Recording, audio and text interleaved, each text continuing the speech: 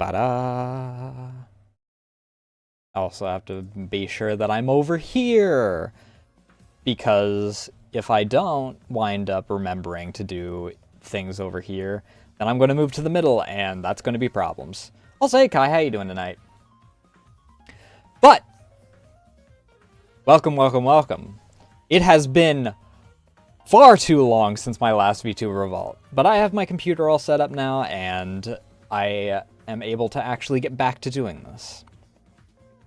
That being said, for those that are new here, welcome to Vtuber Vault. This is a show where I interview friends and VTubers and people that I think either deserve more recognition or that I just plain look up to in general. Or any combination of that above. Today I am joined by Rhea. If you would like more information, there will periodically be their socials that will come up onto the screen and in both the chats. There's also the command, which is tied to both of the titles. That being said, without further ado, let's get into this. Hello? Hi, what's up? Let me actually get music going because I'm stupid and always forget something. Oh, stop it. You're fine. Anyway, I suppose to start us off, would you like to introduce yourself properly? Sure, my name's Rhea Aitken. I'm a Tressum Moon Spirit VTuber. Currently, I think my second year of VTubing right now. And yeah, I'm kind of low energy, comfy, do kind of comfy games. A little bit on like the horny side every once in a while, but Every once in a while, she says. shut up. But yeah, that's me. I don't usually play a lot of high energy games. I like just kind of chilling and vibing and stuff like that. So, Especially considering your full-time job winds up yeah, leading to... yeah, I work a full-time job with VTubing, doing anywhere between 40 and 80 hours a week. And you're actually one of the rare ones that's in like a STEM branch kind of thing, because you're in chemistry, correct? Mm-hmm. Yeah, chemistry. Yeah. Obviously, won't go into too much detail because then we start drifting into potential docs territory. Because Oh no, it's it's fine. probably a more direct company kind of deal for your local area, based off of what you said you do. It's a contractor, so we're based in a lot of places, but I'm kind of like at my local branch, so. Mm-hmm. But that does lead to you winding up having a bit of a interesting schedule.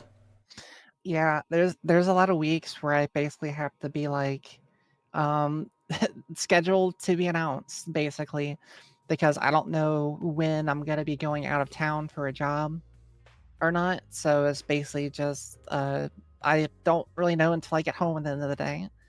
And then also, you might just get like a job that pops up all of a sudden, or be night Right. shifts, or dead tired because of the amount of work that you wind up doing.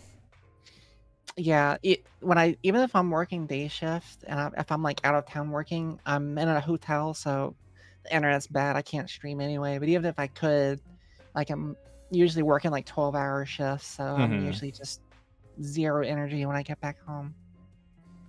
And unlike my 12-hour, yours isn't actually split up into rolling twos with weekends. Yours is it's however long we need you. Yeah, it's 12 hours a day when I'm out of town, which I'm not like out of town that often, but when I am, it's usually for like a week or two at a time.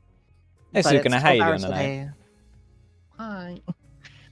It's 12 hours a day every day until it's done, basically. So Yeah, that's rough. yeah. So, but usually when I like most of the time, I'm just like in my local area, just doing stuff like 8 hours a day, 40 hours a week. So I can usually fit in a few streams during the week that way. And then also D&D on the weekends. Right, on Saturday. When we don't have a break that has to happen due to one of us having something happen. Yeah. But we have actually, been making good progress recently. Like, one of the reasons I can actually do stuff like this week is because I took this week off, so I actually got some vacation. Yep, which is why I decided to take this opportunity to snipe you for this, so that, it could actually happen. I had intended to, as my chat knows, actually get you, like, right after your debut. Unfortunately, my PC, it cascade failed multiple times during just chatting, so I didn't trust it. Jeez, that's terrible. Yeah. But here we are now, actually being able to do it, so. Yeah. Hey, look at us. Look at us. Speaking of which, though, would you like to tell everyone a bit more about your, like, model parents and the like? Because I know that you're friends with at least one of them. Sure. So, it's a little complicated. So my first version of my model was done by Maya. She helped kind of reconstruct my existing model, which was originally constructed by Reco. And basically for my like Light 2D like beauty markup, I guess you can say. I got Maya to like kind of go over my design and add some new stuff because she knows a lot about like designing models and stuff, so I wanted her input.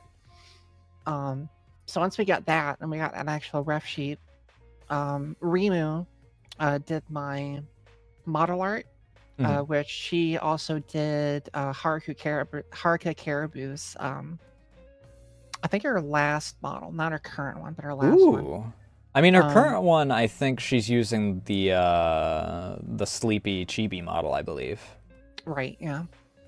And then Hime did my rigging. Hime is done. She's from Iru Studio. She does a lot of stuff. So. And that's how your model siblings with Mural, right? Because Hime's also Mural's model mama. Yep. You also kind of did need a bit of a glow up due to IRL related stuff. Bringing the model more to how you had evolved IRL. Because between the two, you had actually had your egg cracked. Yeah, so I came out as well, it's again kind of complicated. So I always kind of knew I was a little different for a long time, since I was like probably like 9 or 10. I know that at least as far back as, because you told the story about the Japan trip, where you snuck out into the Love Hotel. Right. Yeah. But yeah, like.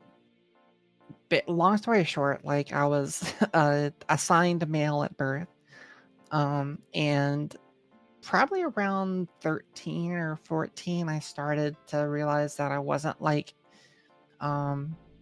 what everyone was like pushing on me as far as like normal gender norms.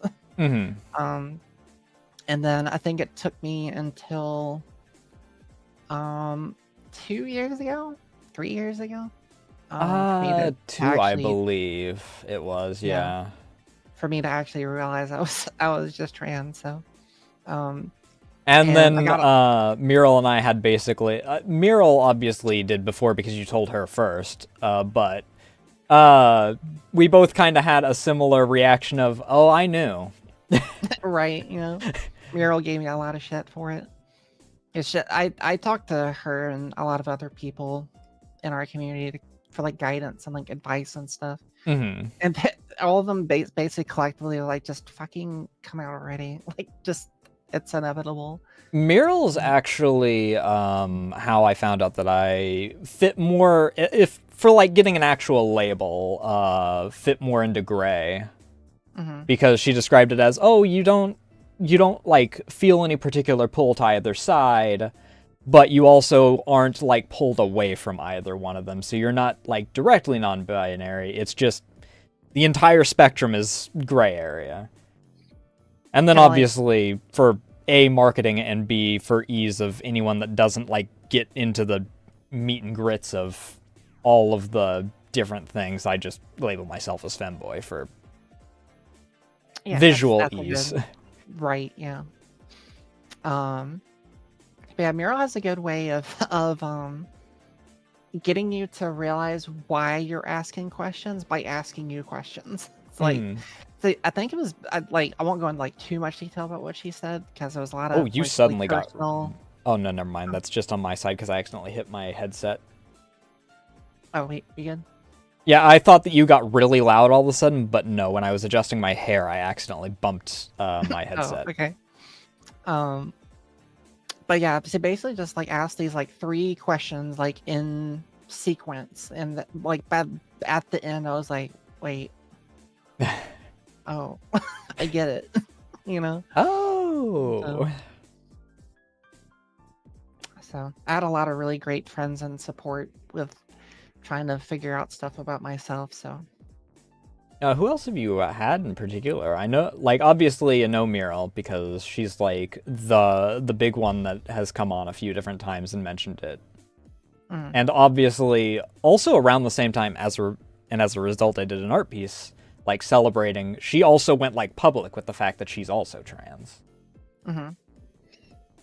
yeah, so the other biggest kind of person who helped me was Clover. Clover and Ari. Oh, love Clover. I talked to them I talked to them for a little bit, but they also had some really great advice and helped me understand a few things and just kind of made me feel normal. Because one of the biggest things about trying to figure out like what you are is the fear that you're like not normal and everyone's gonna like look at you weird and Oh you're like an yeah. anomaly. So having people in your friend group to like normalize you is really important, and Clover is really good at that. Especially like when you have I consider myself very lucky. I've had a very accepting family for like all that stuff, at least my immediate family. There's a few off comments by like uncles and whatnot that but like my father's very, very accepting and whatnot, and my mother was absolute sweetheart and absolutely like supportive of everything.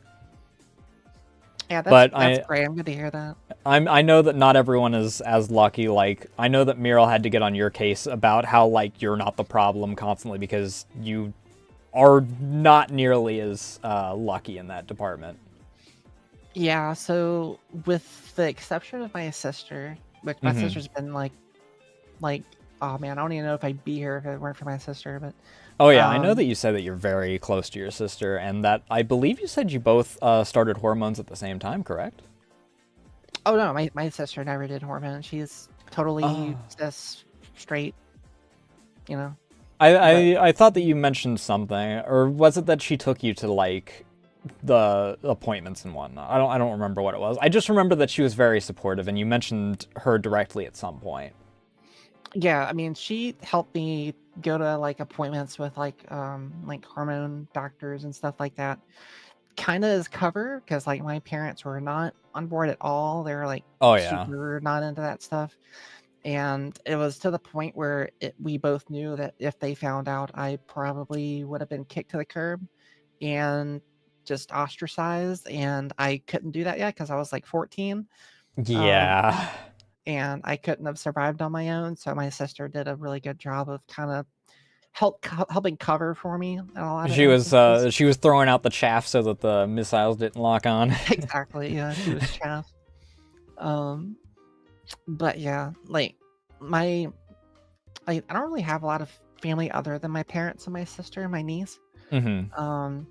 But yeah, like my parents were not great. I don't really talk to them anymore for a lot of reasons, and it took me a lot of tries at forgiveness to to realize that they just weren't worth it, and it was just better to just Yeah, move because on. I So do remember several times Miro like getting on your case about you were giving them too many chances for how little they respect your decisions and whatnot. yeah, I remember that one that one time in the middle of stream where I was like, "Shut the fuck up! Like, don't fucking listen! Like, I'm so tired of you talking about this." Like, damn, okay. Yeah. But yeah, because like it's hard, right? Because like they're like your parents, right? So you want to um have a relationship with them, and you want them to approve of you, but that sometimes just can't happen, and sometimes that it's hard to realize that until it's like really, really, really too late. But Yeah. And then like part of the thing, because I ironically watched a VR chat related video about this, is the why the pipeline exists is because you're so, because it was 14 years you said until you like started being brought into like being able to properly express yourself via thanks to your sister being accepting and whatnot. mhm. So you've got 14 years of like the indoctrination, and I believe you said that, ironically, the Japan trip was because you were going to like, I don't remember if it was a Christian, it was some religious school if I remember correctly. Yeah, it's like a private religious high school. Yeah.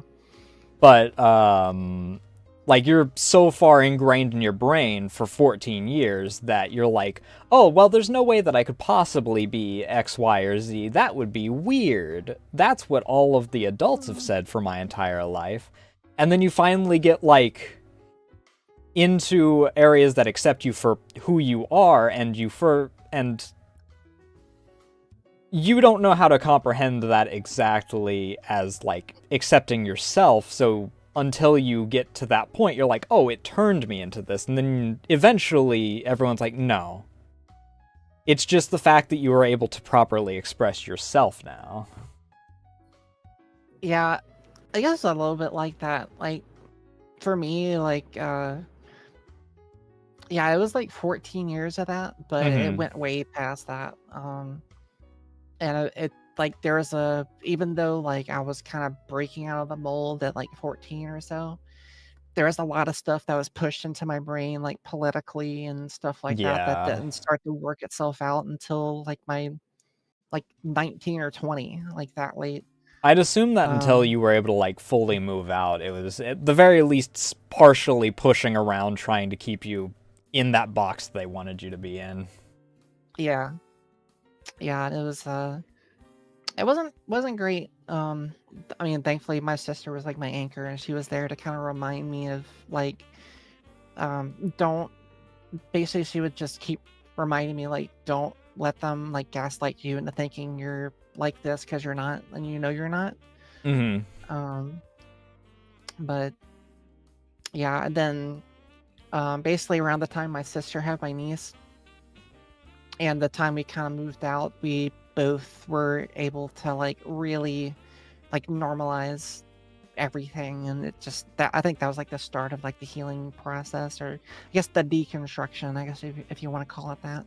And then But obviously you have like the found family with like Mural as a big example, and you mentioned Clover also helped you along your path, and all like people that were able to help you accept you instead of the box that you were kept in. yeah, I mean, even when before that, like the first VTuber I ever watched was Okayu, and she's Mm-hmm. always been my Kamiyoshi. And at first, I thought I wouldn't really fit in because like most of the people who were in that community were like only spoke Japanese. But there was Mm-hmm. like once I figured out there was like a huge English following, I was like, whoa. Oh yeah. And that kind of led to that. And then I found Haruka Caribou, and I was in her streams like every day for like 2 years. And it it was like one after another, and like each time, like each year after like I would be in someone's community, I would just like slowly like become like I felt myself be happier just because I was in a community that wasn't judgmental and was like very accepting. Mm-hmm. And it was like I don't know what would have happened to me if I didn't find the VTubing community. I would have been really messed up. But Yeah. it really helped me come out of my shell and kind of In more normalize ways than myself. one. Yeah, yeah. So But you have gotten like your fingers into quite a few communities. Because you mentioned Clover, you mentioned Haruka. I don't know how like ingrained you got into like Haruka and whatnot, because I know that unless you're like early on in like big people, sometimes you're like not like deep into it. Like I know that some wind up having more what's the word I'm looking for? Interconnected communities among mm. them. Yeah, like I But was. I know Oh that yeah, go once ahead. you entered our little like sphere, you spread into like all the communities really quickly. Oh yeah, it was great. Like the indie community was amazing. Like it started with Haruka, like I said, but it was Hmm. like way before. I think this was like 2018, 2019. Like Oh, when she just early. started, like she would like this is like back when she had like 1 or 200 viewers, like max during a stream, Hmm. and I was there every day. Um, and then that led me to find out about Iron Mouse because like Iron Mouse was in her community too. Um, and then randomly she Haruka raided Maya, and I just kind of stuck there to the point where I'm like their mod, and that's like my main Oshi right now. Like I And would say then my English obviously Oshi. you share a lot of interesting stories, because I was around for the professor story, but apparently, according to Maya, you have quite a few other stories that you've shared around, at least with her. Mm-hmm. Yeah. The professor story and the hotel story are both like probably the biggest ones. Hmm. Um, but I mean, yeah, there's a lot. Like a lot happens whenever you're sexually repressed for almost 20 years, and you finally figure out who you are, and then you're like you feel free, and you just want to like try everything. So, Hmm. Speaking of which, though, like since it is kind of like related to both parts of that, and I guess I kind of know the answer to a certain degree because you did have to make an announcement about this a while back, but especially related to like Haruka and them, I know someone that was really bad about it, but between obviously being a VTuber and being one of the more sexually open kind of deals, have you had to deal with a lot of like parasocialism? thankfully, no. I've had a few weirdos, but it's very few and far between. Hmm. It's like that's it's like those people like, whoa, you got great tits, and like, I want your number, and like, okay, man, I hasn't really thankfully gotten scare bad, them off with my big masculine voice. I've right? gotten so many comments due to the goblin where I've it has increased the comments of, oh, there's a full-grown man behind that avatar. So many more of those because I have tits, and it's like, you're not a real woman. And it's like, I'm also Yeah, not a real goblin, dumbass. and this isn't like a pivot or anything, but it's actually kind of made me realize how far along I've gotten like my vocal therapy and stuff, and like Hmm. my HRT and stuff, because I remember there was this one time on stream there was like something like that. It was like right when I debuted, and there was this weirdo who was like who was kind of like straight up hitting on me, and I Oh went to yeah. do that thing where I like switched to like my deep voice, but then like I switched it and like hurt to do it. I was like, wait. Ooh. Oh, wait, that's a good thing. I mean, it's changing. And I was like, so, and then like that, like immediately was all I can think about. And that just made me so happy. I was like, grats to this random weirdo troll for just making me feel the happiest I've ever been all year. Like, Because you got the realization that your vocal cords have adapted more for Mhm. what I call it the true voice, like the actual like how how you perceive yourself kind of deal, Mhm.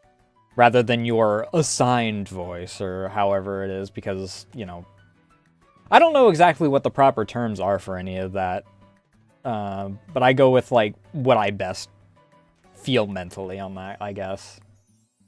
Yeah. I mean, yeah, it's like you said, it's just whatever you feel like. It's no real such thing as like masculine and feminine, in my opinion. It's just like whatever tone you feel most comfortable with.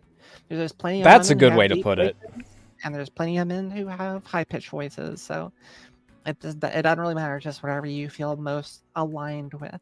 Also, how you doing tonight, Soren? Hey, Soren, what's up?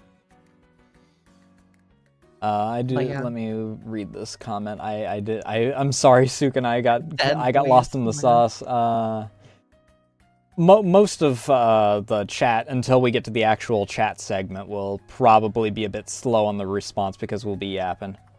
Help me out with my trans stuff because she keeps pushing on to get me ready for bottom surgery, and the way she's saying it gets me nervous because it's 2 weeks away and I don't want to go back on it because it's something I push to get it forever, but now she's telling me all the bad stuff about it. Actually, Rhea, you're probably a good example of someone that can, like, fill Sukuna in on that, because if I recall correctly, you have gone through, like, the full recovery afterward of your bottom surgery, correct? Yeah, I would say at this point it's fully recovered. There's still, like a couple of side effects. I wouldn't really call them side effects, but I got it done in December of last year, so it's been almost a year now. And my sister helped me pay for it because it was hella fucking expensive. Oh yeah, I can imagine.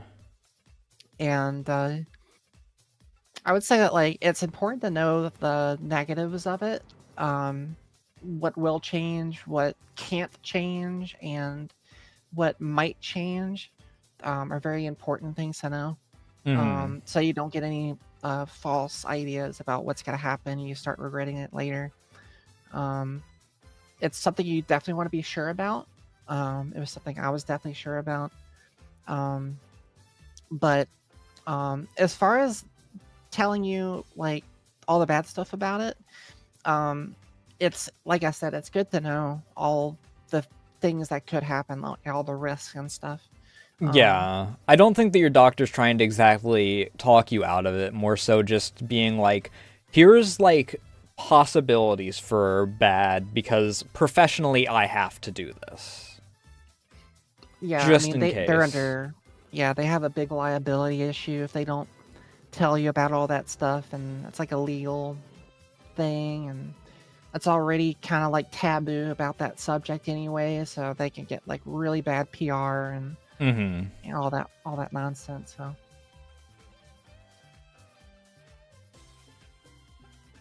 but everyone that I know of that has gone through it has said that their recovery was relatively quickly, at least as far as, like, getting back up and moving and being, like, functional.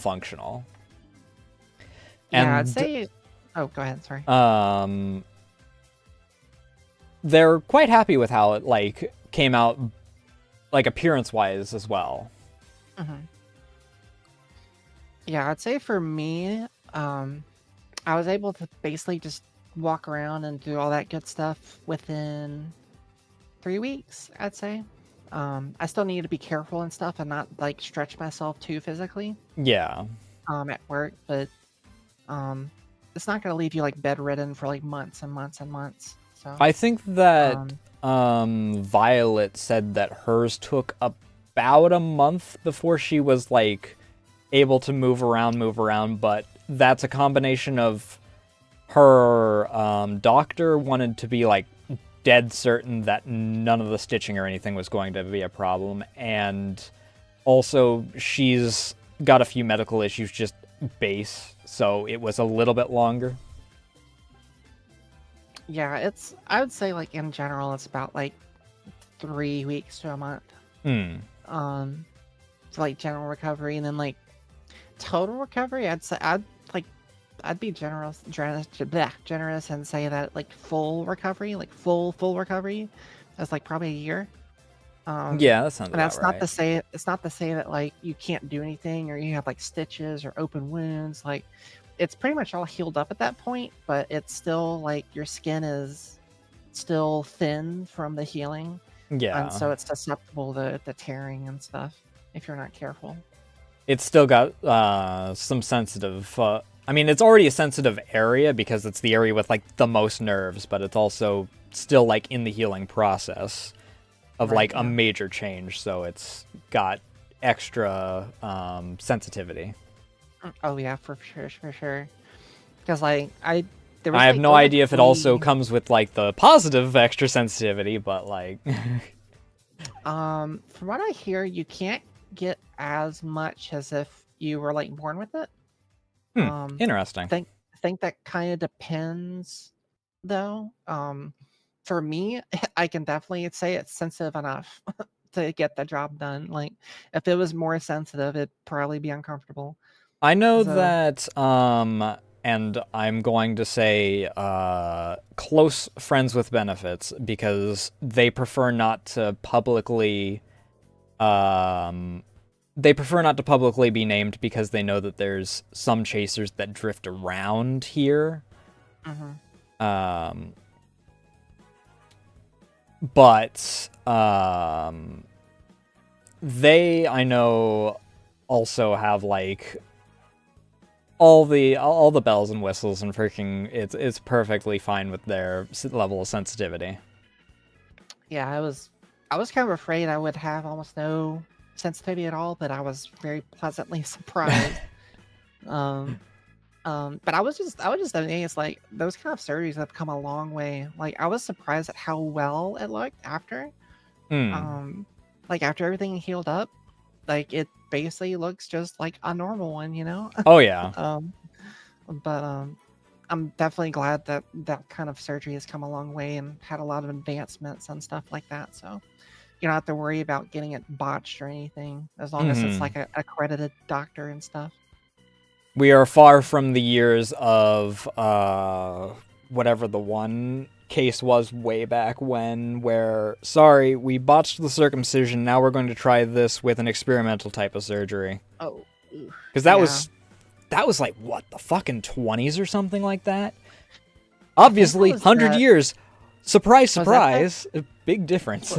was that that study they did on that person that where they like botched their circumcision, so they basically just the doctor basically just told them to like raise them as a girl. And then Is that they the one were you're talking like, about? they sued the doctor. They were pissed at their family for hiding it from them because they, obviously, since they were cis, uh, they had dysphoria their entire life. Mm-hmm. Yeah, it was a really sad situation that thankfully gave us a lot of insight about how um, gender dysmorphia and gender dysphoria works. Mm. Um, as far as like an academic sense, but it was just really sad what happened to that person. Oh, speaking of the academics of it, one of my favorite fun facts is I don't know if you've ever heard of this study, but apparently, a decade or two ago, there was actually a study where they found out that transgender individuals actually have brain structure that matches more with their perceived gender more than their assigned gender. Well, yeah, I mean, it is like a brain function. Like, I Yeah. don't think there's that much difference between, like, a lot of people try to do studies like the difference between the male and the female brain, you know? But there's not really that much difference there. But there is a big difference with like gender stuff is in your brain. Like, you Hmm. can hook yourself up to like a cardiogram and like study it. Like, you can look at it, you know? You can see which kind of sections of the brain light up in certain scenarios. Like, it's a real thing. Like, it's not just imaginary, you know? Bioessentialism, yeah, that's a big one. People tend to kind I'm of not slip familiar with into. that. What Yeah, is bioessentialism? it's basically what people say. It's like a big criticism. It's basically saying that like if you don't have this chromosome, you can't be this, or like if you Oh. don't have this feature, you can't be this. You know, um, which my big thing about that, I think his name is I don't listen to a lot of like big debate stuff, but there's this guy named Jovan Bradley, And he does a lot of podcast stuff with like call-in show stuff. Mm-hmm. And the way he describes it is pretty interesting. It basically just describes it as like a necessary what's it called? It's like a necessary condition. Mm-hmm. It's like if you're going to restrict a person from a category, what is the condition that you're restricting them by? And then that condition must have no exceptions. It's like, so if someone says like, you can't be a woman because you don't have a vagina. Oh, like the and this is the only time that this is going to be the only time I'm going to mention anything political related, but at the beginning of the year when they tried to designate what a legally what a woman versus a man was, and they scientifically wound up saying that everyone's a woman because in the creation of the embryo, you start off as a woman and then the Y chromosome takes over if you have it. Yeah, it's like big versus small gametes. Yeah, which is why you have that little seam in the testicles for all of my testicle havers out there is because that is the dropout and then sealing up. Yep. But yeah, it's just, especially when people are like, you must have this to be a woman. And then it's like, okay, what about all these other people that you also call women who don't have this, you know? They're like, oh, well, that's just an anomaly. Well, but a necessary condition can't have any exceptions. So, you know, it's like, oh, well, you must have a vagina to be a woman. Okay, what about these women who have vaginal agenesis, who's just born without any genitals at all? Like, what are they? Like, oh, that's just an anomaly. Like, that anomaly is not gender. Like, come on. You know? That's how does that exactly work? Do you have, like, do they still have a urethra that like comes out and they just don't have like the actual structure around it, or? I don't know. I mean, it depends on each person, I guess. I don't know a lot about it, to be honest, to be able to know for sure. It probably just depends on I mean, it's already pretty rare thing, so I'm sure it just depends on person to person, but yeah, that's true. That and intersex has a lot of areas. Yeah, it's pretty, I wouldn't say it's a gray area, but it's a lot of different kinds of people fit in that group, and so it's a lot of different circumstances.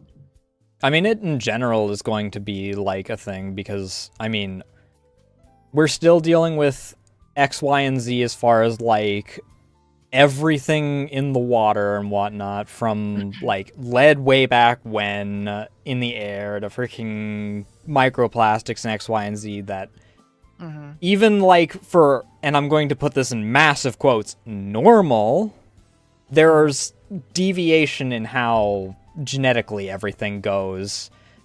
You take other things into account and you're just going to have, there is no way to just neatly put it into columns like everyone wants to try and do.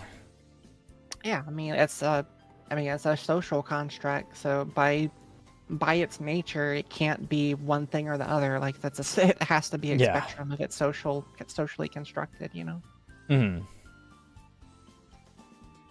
So, but yeah, I guess just getting back to your original point, like, yeah, I was,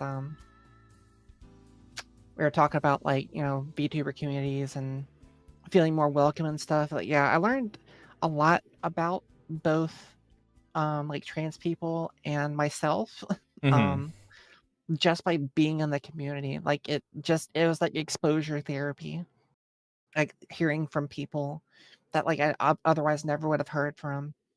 Oh yeah. And it was just a big wide open community. Like, obviously there's bad parts, there's good parts, but overall, like, it just kind of opened my eyes to like possibilities, like new information, like just like feeling more normal, I guess. So I mean, yeah, like you mentioned, it's got good and bad parts, like, because It's less a community to a certain degree and more of a medium at this point, just due to how much it's expanded. So obviously you're going to have like the individual little niches, and obviously like you're going to have what we talked about the good parts, but then you've also got like some of the bad parts. Like, I mean, this week alone, freaking the pointing out some of the people that just go, oh, I'm just going to use VTubing as a method of dating or blah blah blah. This like,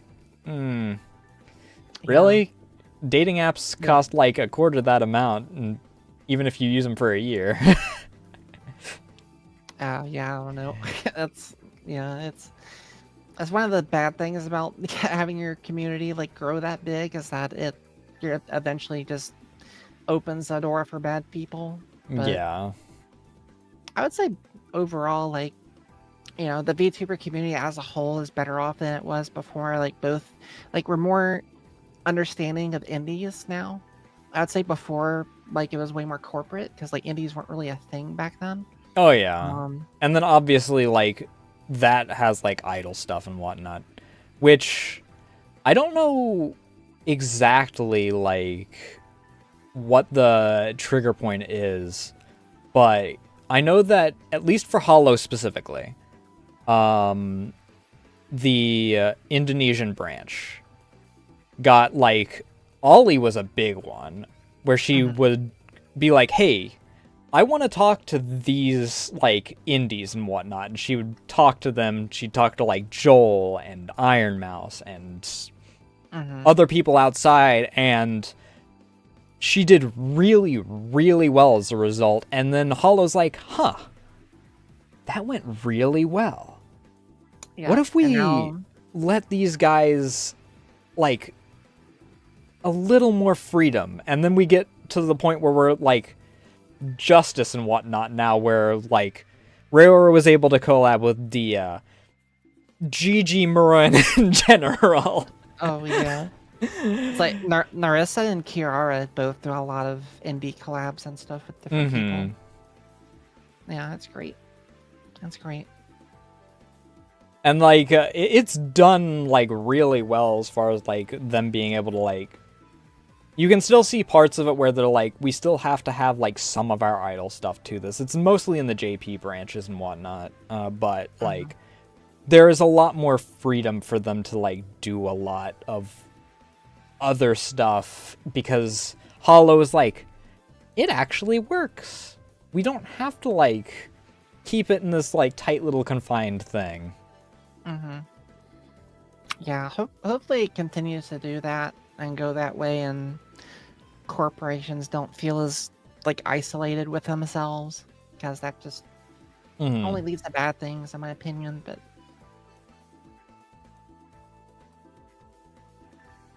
oh yeah, it's a big golden age for indies right now, I feel like, with a lot of bigger, like I won't go into specifics as y'all probably already know, a lot of like bigger companies just like falling apart, and people going indie, and people still following them to their indie counterparts, where if like in the past, like if someone quit Hololive, like they kind of just dropped off the face of the earth.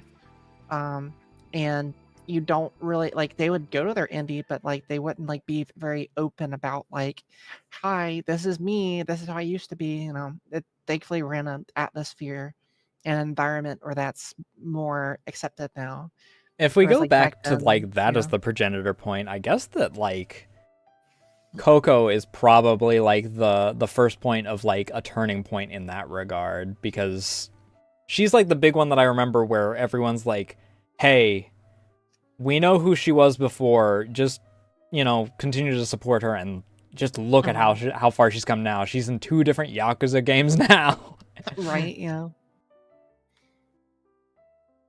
I think and then like then Fauna and Gura and all them, and then that just it just kind of exploded after that. So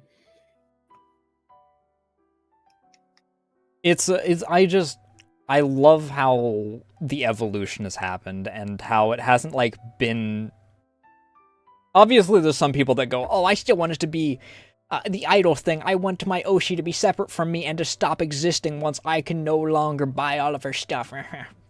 But, you know, Oh, in yeah. the grand scheme of things, a lot of people are like, hey, I'm kind of glad that I can still continue to enjoy Saba now that even though she's not, you know, Gura. Yeah, it's crazy how far we've come with like the general health of the community, and like how people aren't like super parasocial towards idol culture anymore.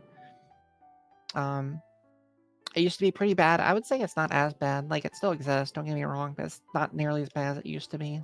I mean, yeah, I have one, I call it a guilty pleasure. I finally stopped doing the guilty pleasure because my bingo card started filling up in just 3 tweets from that individual, but Yeah. there's one dude that I met through someone else, and I mention him occasionally, who is the most parasocial person ever. He tries to act like, oh, I'm such a wholesome being, how could you possibly be mad at me? And he's the most toxic person I think that I've ever met. Oh God, yeah. And he was like, oh, Zen deserves even worse than she already got, like, right after the freaking whole Vishojo thing happened. But he got revealed that he was, like, the biggest parasocialite ever. He went into debt 3 times way back when, donating to Silver and Melody. Back when Melody was still exclusively doing the lewd streams. And Silver, I get that. I get Silver. And Shooter got them big titties. I must specify that it was during the time that Melody was back still doing exclusively lewd streams, because he tried to use that I spent 10k on you in order to go, hey, do you want to collab? No. And it's like, okay, God, that's the worst. listen, it's weird that you're doing it. It's weird enough that you're doing it in general. The fact that you're doing it with someone that's exclusively doing lewd content, you can't try and say, I'm wholesome bean, I don't exclusively try and do things to freaking get my rocks off, when you're asking to collab to someone that is exclusively currently doing not safe for work content. Like, any benefit you could have gotten from that, and any, like, social positive view you could have gotten from donating that much just goes out the window the second you ask for something in return. Yeah. And, like, hold it above their heads. That's just the worst thing you can do. That's terrible. I mean, Christ knows that we have a few people freaking, even in, like, our portions of the community that freaking are trying to, like, be like, oh, look, I spent this much money 2 years ago, you can't ban me. Yeah. And then in some of the cases it actually works, because they're like, oh, well, I guess even though I suffer every time that you open your mouth, I guess that I can't, because you did kind of, like, give me that life-changing amount of money. Yeah, a couple people come to mind immediately. Yeah. Yeah. Speaking of, like, that side of things, though, I know that you have mentioned that one of the VTubers that you do look up to, due to their openness, is Fifi. Oh yeah, Fifi and Melody and Cottontail. Those 3 I really look up to, yeah. Have you ever considered, like, doing, branching out into, like, Blue Twitch and whatnot for, like, streams? Because I know you do your Not Safe for Work Discord nights, like, so that people can find you and, like, find the games and whatnot, like, without the Discord. I've definitely considered it. It's still an option. I guess the main thing for me, well, I mean, first of all, I couldn't do anything because I don't have a nude model right now. You don't have to have a nude model, exactly. Well, I'm speaking a bit from experience on, like, because I don't know if you've seen me tweet it out occasionally, but, like, my Fridays I've switched over to, like, streaming over on Blue Twitch, actually. Oh, okay. I see. But, I mean, obviously the list model does have toggles and whatnot for that, but, like, I haven't actually done that for the Nasu model. I just use this whenever I'm doing Nasu. But, Yeah. I recommend it. I've had 2 friends that have joined it since they have had me as, like, a bridging point to have, like, knowledge on how it works and whatnot. And then I obviously owe them art pieces because I like to do, like, celebratory art pieces for them, you know, branching out and whatnot. Right. Yeah, that's nice. Yeah, like I've always considered doing it. I would say if you probably asked me like a year or so ago, I'd probably be more willing. I would say it would be if I had like access to a whole bunch more money to get art with, and so I can just like post art, like nude art, like all the time. That'd be great. Or if I got like you know LXOX. Yes. She has a lot of like very explicit toggles for her model if you haven't seen already. I've got a few of her VR chat streams. I would I guess long story short, I would love to do that. If I did that, I would want to get a 3D model so I can like do stuff in 3D. Do you have a full turnaround of your... Actually, I don't know if I have it. I'm not opposed to doing 3D models for friends. I know that I mentioned it to Kraka, but like, I also have been looking for like more opportunities to practice 3D rendering and whatnot. So I'm not opposed to if you want me to work on that. I normally work on those around December. I don't have commissions open for anyone that is watching this that is tempted. It is exclusive to friends. Oh yeah, I've had that whole 3D thing in the back of my mind for a while, and you're definitely I definitely keep you in mind. Don't worry. All right. But yeah, that's basically long story short is like I would want to have something like a 3D model or do IRL stuff. But the only problem with doing IRL stuff is that I guess with like the way I look and my hair, it's like I'm very like unique looking. Like I'm kind of like a ginger with freckles, and like not a lot of people know people with ginger and freckles. So, my main fear is that like one of my exes or my parents or someone would like see me and then just like spread that shit everywhere. Yeah, I know that like most people try and keep, if they do IRL stuff, they try and keep it like below chest level in most cases, but like there's always the chance that like a camera falls over or something when it comes to that kind of stuff. Right, yeah. But I can definitely understand that, wanting to have like direct assets to work with when you like hop over there.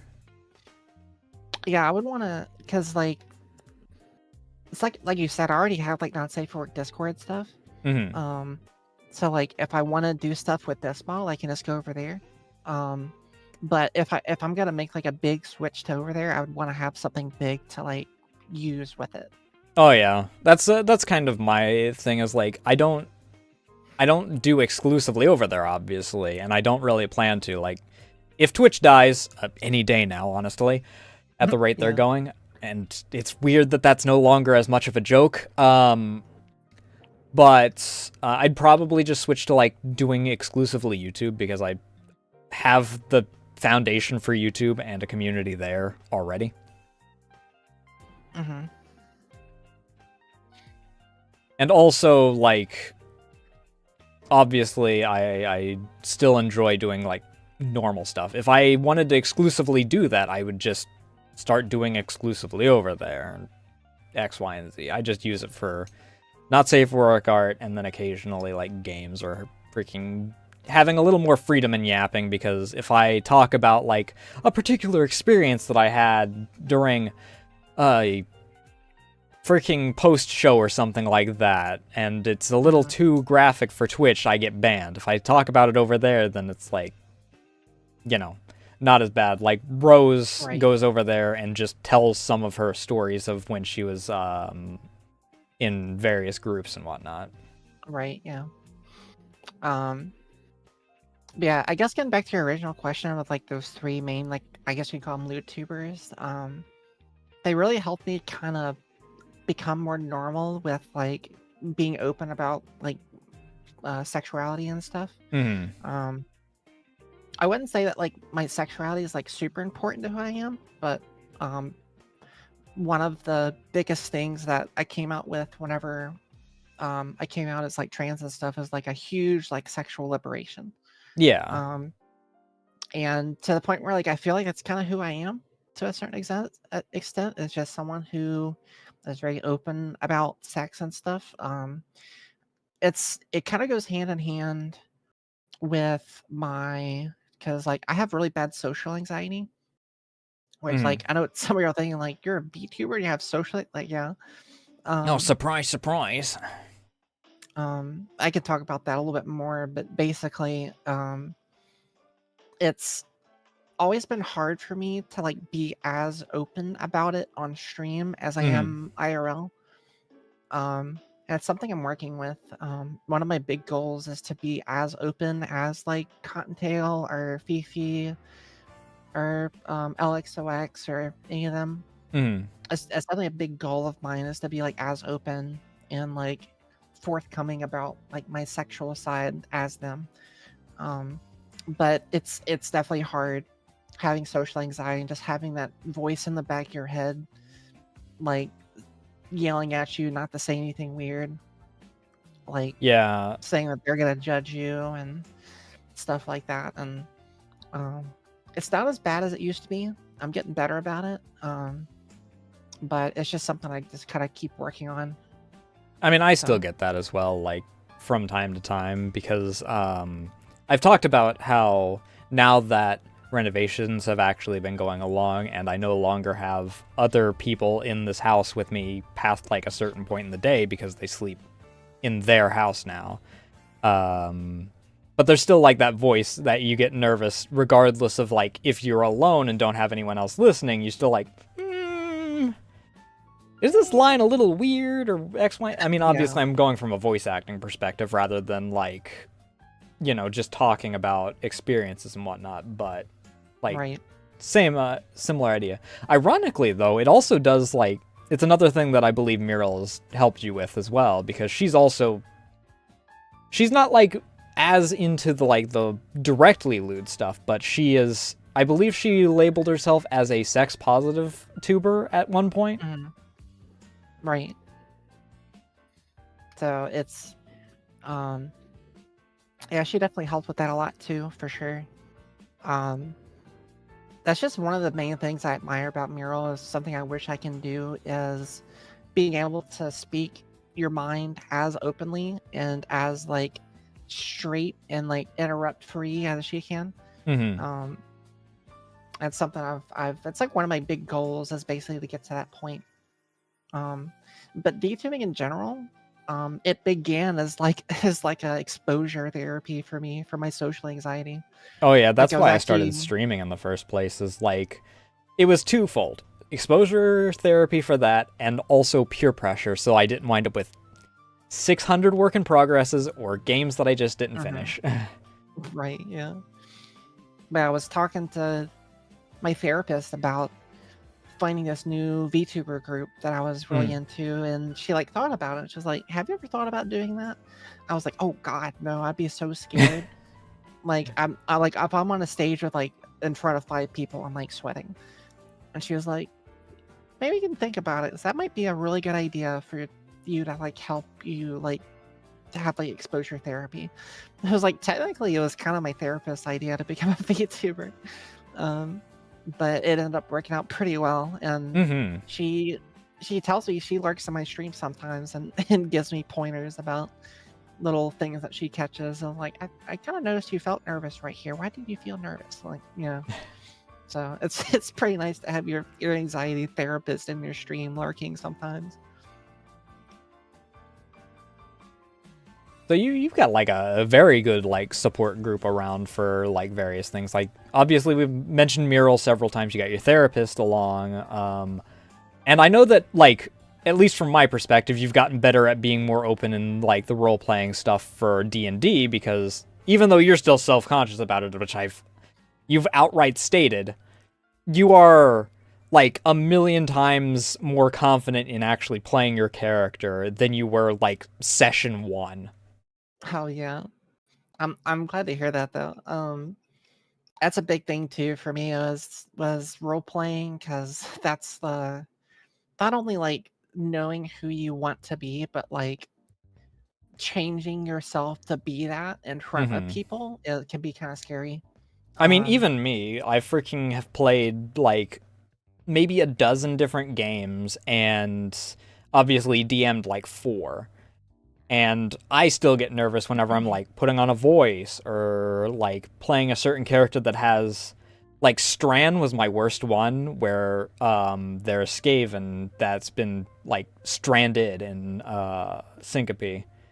And Skaven have like a chittering verbal tick where they'll be like they'll like double up on words or like say man thing as like using 2 different forms of the same word or something like that. And I was dead nervous because that was also the first time I'd ever live done a game because I was streaming it to Totless's Discord server at the same time. Oh, you're in Totless's community? Oh, that's awesome. I was I've been meaning to return actually. I still watch like her streams and whatnot, and I'm mutuals with her on Twitter. But I used to actually be like one of the pillar members of the community because I was like back when the community was only like 10 active people. Yeah, I kind of got into her by watching her VR chat stuff, like on like YouTube clips and everything. I think it was actually her TikTok stuff that I saw that she posted on there. But there was a few people that were like hyper parasocial, and they're probably banned by now, honestly, because they were because she's gotten to the point where she's got the Giga mindset of nip it in the bud, otherwise it's just going to become a problem. And I haven't seen like the bad actors in any of the stuff in a long time, so Right, yeah. it's just now I don't have any freaking space in my Discord. Yeah. And she has a live 2D model now, right? Yeah, I saw it the other day. It looks really nice. But oh, 1 second.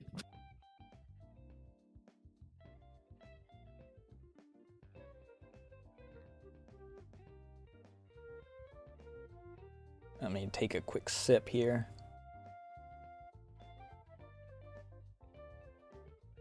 Ukana, did you accidentally wind up hitting the freaking... Whatsima does it?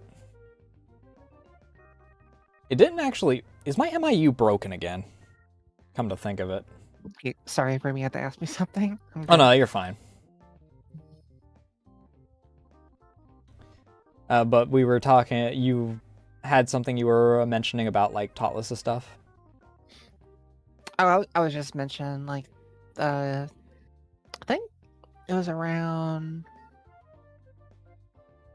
probably like 2021 that I saw her TikTok stuff. Like it was a while ago, but she kind of like made me want to she made me start thinking about getting a like a 3D model. Oh yeah, like, her 3D models are doing, like, really good. Stuff. Yeah. I was like, man, I want to get like the motion sensors and like I want to get like 16 sensors on my hips so like I can learn how to do belly dancing. Oh, and, you like, will become a Wiggle streamer. Yeah. I keep harassing Kraka about her becoming a Wiggle streamer because she's been doing so much VR, and she only knows modern Wiggle is ironically the thing that winds up becoming the thing where it's really treading the line on Twitch's loophole on VR chat. Where it's legit, there's like several people that literally just shake their ass at the screen the entire time. Yeah, but I can do like the figure 8 wiggle. Like I learned how to do that. Mm. But it's like, if I can get like belly dance lessons and stuff, like that would be the dream. Do that in 3D But and all that obviously, stuff. I've been around the community a bit, so I still remember Wiggle Streamer as Classic Wiggle, which, I mean, is Totless, as one of the Mhm. main ones, where it's more of like a fidget thing that, of course she's moving her hips, but like it's a fidget rather than I'm going to shake my ass at the camera because that's the only thing I have. Right, yeah. I'm sure if I did it enough, it would probably become a fidget, honestly. But I mean, we all have our, like, fidgets to a certain degree. Like, I've been messing with my freaking multi-tool here, freaking half of this. hmm yeah, it's. Did you ever have a fidget spinner? No. Oh, I tried it out for like a week, and I was like, I don't get it. But then, like, the second I stopped doing it, and like started to like twirl my pencil around, I was like, oh, wait, maybe Oh I yeah, do I need fuck this. around with my tablet pen constantly. hmm I think that one of my cousins had a fidget spinner at one point, and I messed with it a little bit, and I also had the, yeah, I don't get it. They got really cool fidgets in the form of like D&D dice. Like, if you've seen those like revolver D&D dice with like the bullets, so you can like roll the barrel of it and stuff. Oh, that's I don't know if sick, you've seen actually. I've those. never seen Yeah. those. Yeah, it's like a revolver cylinder, and the dice are the bullets in it, and Mm. there's like a 2d8s and a d20 and 2d4s, and you just like you throw out the bullets from the cylinder and it rolls for you. It's so cool. I mean, you definitely know that I fidget with my dice while we're in the middle of games, because Yeah, one of you guys will point out, oh shit, he's rolling. What are we gonna wind up with? it's like you take roll, roll, roll, roll, roll. It's like, oh God, what the fuck is going on? Did I tell you that you were one number off from actually having to deal with the lizards more? I Deal with rolled to see what oh they went after. There oh was a really? chance that they went after one of your wands. Oh no. No. It rolled I think it was like a 14 or something, and like the 15 to 20 would have been going after one of the wands. Oh no. Oh, yeah, like for those of you who are wondering what's going on, basically, long story short, we ran to these lizards in D&D that were like really small and fast, and they like took your stuff and like they're super sneaky. And I'm playing like a celestial warlock, and my character has a very close connection to like wand crafting. She's the Um, General Grievous of wands, complete with basically, the complete with the garter belt holster. basically, yeah. Um, and I have 3 wands, and 2 of those wands are like closely tied to like the lore of my character and my character history. So if, if one of those would have gotten stolen, I would have been so sad. But I was that was funny. Every morning you're like, roll for perception or whatever. Like, again, are you kidding me? Like, Yeah, because Rhea is the only person that didn't have an item, or that had items that were small enough for them to take, because the lizards are like the size of, like, they're smaller than an iguana. hmm So they couldn't take one person's axes, one person's a monk, so has nothing, and everything that Teber has is in their bag of holding. So Rey is the only one with small objects that are in her pockets. you know what would have really sucked? Because like I'm doing the Pact of the Talisman Warlock. Like if they would have stole my talisman from my pack talisman, that would have been awful. It would have sucked for them more, because you can do a ritual to get it back. Oh, that's true. I forgot about that. Hmm. Is that only if it gets destroyed or if it gets lost too? I think it just summons it back. So I think that is if you don't have access to it, you can just summon it back, which is very funny if you ever get like imprisoned and you're just like, all right, give me a half hour here. Yeah. All right, now Eldritch Blast on the bars. Yeah, for sure. Because towards your the end. talisman acts as a catalyst, right? Does it? I don't remember. I'm pretty sure that since it's tied directly to your patron, it can act as a catalyst. I guess so. I never thought about that. I guess if I run out of wands, I have one more thing I can use. I don't even know what you're using as a catalyst currently, don't you? Is it a staff or a wand? It's wands. I almost always use a wand. The one I usually use to cast like Eldritch Blast is like my normal one that like in my lore that I made like when I was a kid and like before I got teleported to the new world. That's like the one I usually use.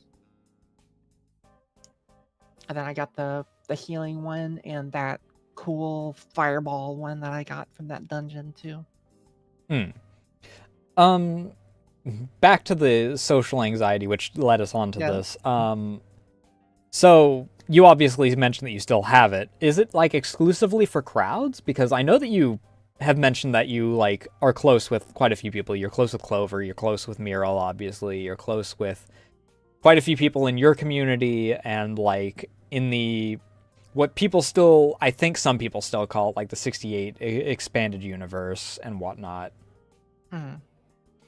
Like it's definitely like everyone's like to preface this, everyone's anxiety is different. So don't think like how I'm describing mine should affect how yours works or like how you think about yours any differently. So but long story short, it's basically just when I know people are watching me or when I'm like in when I'm like the main focus of a group. It's definitely not as bad as it used to, but sometimes I kind of get that like I kind of lock up and like freeze and like you get that kind of like I don't know if you've ever had an anxiety attack, but it's kind of not like an attack, no. it's like for me, like the anxiety attack is like it's 3 stages. Like one, you like start to slow down and you get like super conscious of everything around you. 2, you like lock up and freeze and like you can't react to like outside stimuli. And then 3, you just like completely white out. Sometimes I can kind of feel like step 1 and parts of step 2 happening sometimes while I'm streaming. But it's so rare and it's not as nearly as bad as it used to, but well, clearly the solution is to actually start up that blue Twitch, because you know what they say, picture them naked. It's easier when they actually are. Right, exactly. If I can imagine them all just jerking off the whole time, that's probably gonna boost my morale a lot more. I mean, I don't know if you know Melissa, Tiefling Melissa. From Melissa Belladonna. I probably know. If you probably show me a picture of him, I'd probably know. I'm really bad with names. Here, give me one moment. Let me see if I can quickly. She's currently in like the middle of a subathon, but here we go. This is just our flat up reference sheet.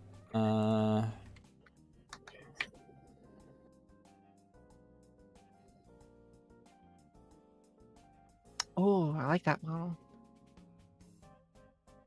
Oh no, I've never seen them before. Okay. I like that model though. But she's gotten a bit of an addiction. Because you mentioned like the picturing people like jerking it and whatnot as like a sort of deal. She's gotten a bit of an addiction because her brain automatically translates it to praise, which she has discovered she has a praise and worship kink. Oh god. So she has become slightly addicted to it, and to the point where she outright got, with part of what she's gotten from her subathon, has gotten a relatively powerful laptop so that she doesn't have to turn off her PC and stop the subathon in order to do Blue Twitch streams, in order to, you know, A, blow off steam in general, but B, feed into the addiction. I see. Yeah. It's like one of my favorite. Like I do like watching those streams too. It's really really kinky. It's like, especially that I don't know if you've watched a lot of Cottontail's Blue Twitch stuff. I don't think I've caught any of them live. Actually, do I follow her on there, come to think of it? Because I never see her live on there. I've caught Melodies, I've caught one of Fifi's, because I caught the one where she was doing the debut after her summer outfit, which I'm still kind of surprised that Twitch didn't get mad about. Right, yeah. Because they're out for her blood. Like, normally. Like one of her more recent ones end up being one of my favorites. I don't know if you remember, it was heavily clipped. She was talking about this. She had a guest on her Twitch, and she nicknamed him Shy Guy. Oh, yeah. He is basically like a she dressed him up in a maid outfit and did his nails and stuff. Well, on Blue Twitch, I only know Shy Guy via the VODs from Blue Twitch.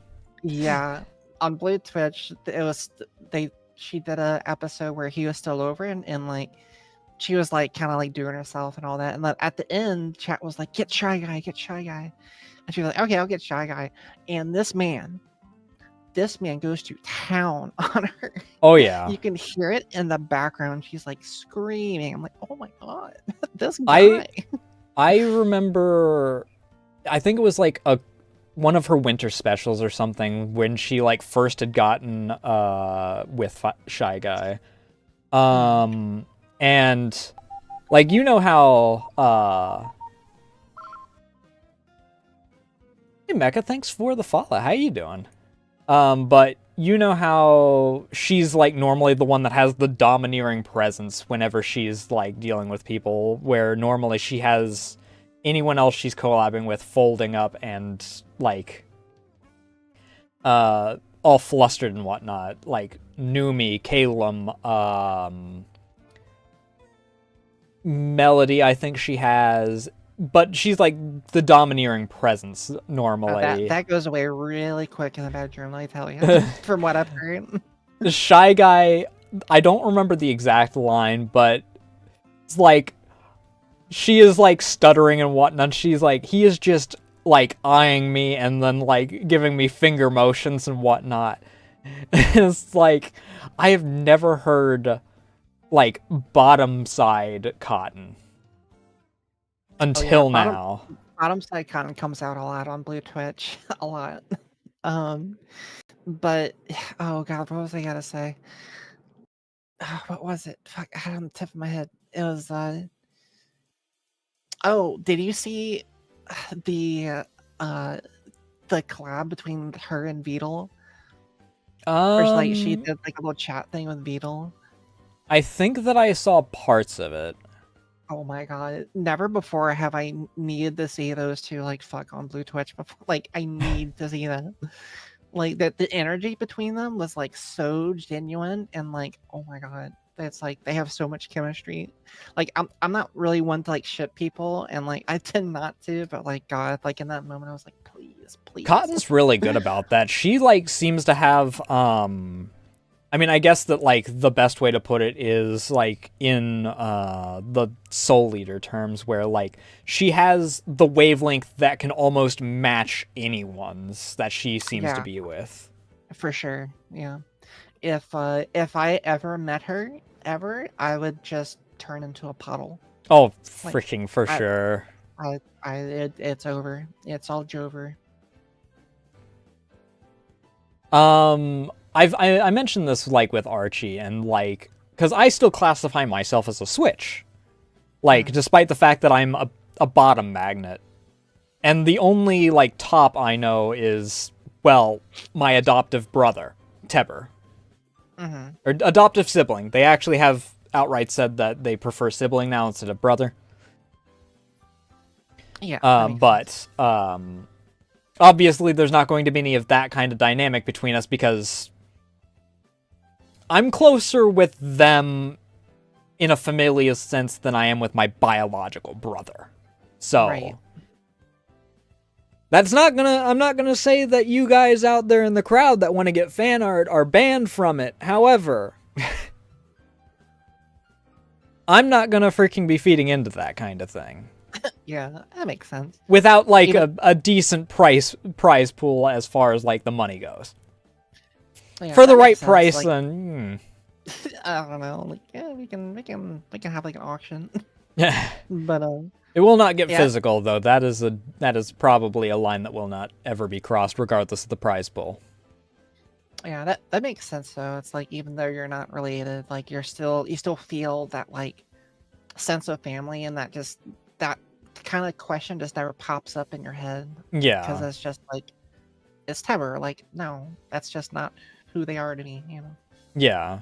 But like they're the only other person aside from Teber that is top leaning that I knew is Hime.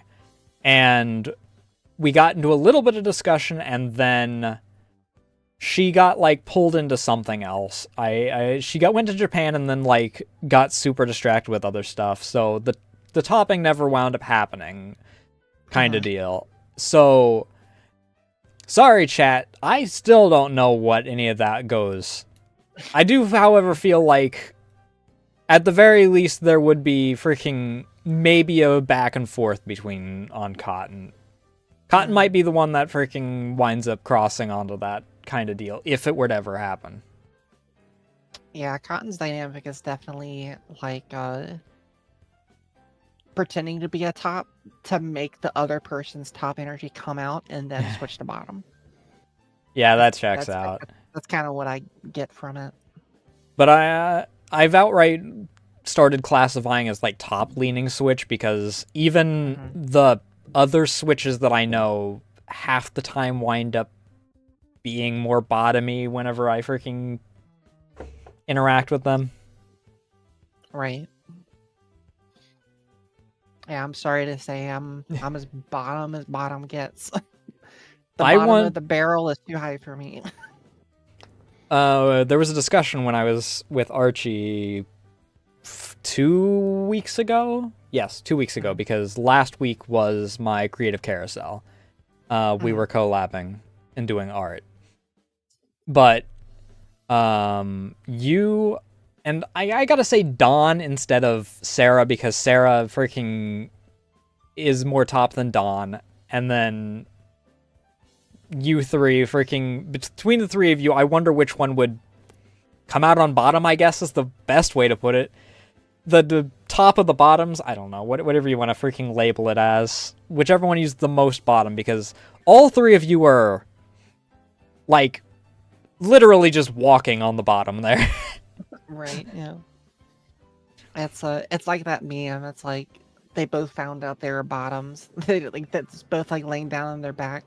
They just like look at each other like confused, like, wait, are you getting Oh, I've married never again? seen the one where they're both lying on their back. I've seen the one where they're on their knees and they both have their hands or their faces in their hands, and it's like, and lo, they were both bottoms. Right, yeah. Yeah, that one too. But yeah, I guess like I could have been maybe a little bit more topish, like way back when, before I started hormones, but now that I got estrogen in me, that ship has sailed. It's gone. I mean, freaking, I mean, I don't know it. I know that when the story was going on with the professor, you were more bottom on that one, if I remember correctly. Oh yeah, absolutely. I don't know where it was on the Japan trip. Those are the only two stories that I know of that you've shared. I don't know if you have any other stories that you might want to share here, but like, I was still bottom on the Japan trip. Like I guess I classified myself more as like a femboy back then, but I was still pretty bottom. So, but yeah, it's I mean, these stories take like several minutes to tell. So I mean, I tend to like kind of retell them every once in a while on stream. But I don't want to take up like 30 minutes of your stream doing all that. So I mean, like I said before we started, this is like me showing off you. The crowd knows me. This is my channel. This is your name is in the title. You're the VTuber Vault, and then it says Rhea Aitken below that. That means that it's a show focused on you. Right. If you Well, I want to mean, tell a story, you are free to do so. I can tell like the Cliff Notes version. Like, so basically, the Cliff Notes version of the Japan trip was I was in, I think I was a senior in high school. And this was back when I was, again, like kind of classified myself as a I'm going to femboy. take this opportunity to refill my water while you're Yeah, telling the story. go hydrate. And long story short, it was like a school trip to Japan, and me and this friend of mine that I've known for a while were hanging out, and we kind of snuck off from the main group, and we found this hotel. It's like, wow, this hotel is so cool. And then we looked on like the sign, and it had like, because like I can't read kanji or anything. So we was like, what is this? Like, what does all this mean? Like, I've never seen a love hotel before. And so like my dumb ass like goes back and asks the teacher, like, what kind of hotel is that? And my teacher like scolds like don't ever go back there. That's not, never go back there. Don't go near that place again. And so naturally I went by there again. I Googled like what it was because I had a website. I was like, oh, it's that kind of hotel. So basically that night, like we started, like me and my friend kind of we snuck out, and like I kind of had a crush on this guy, and I knew he was already kind of like into me. So I was like, hey, like what if we like go into the love hotel just for shits and giggles?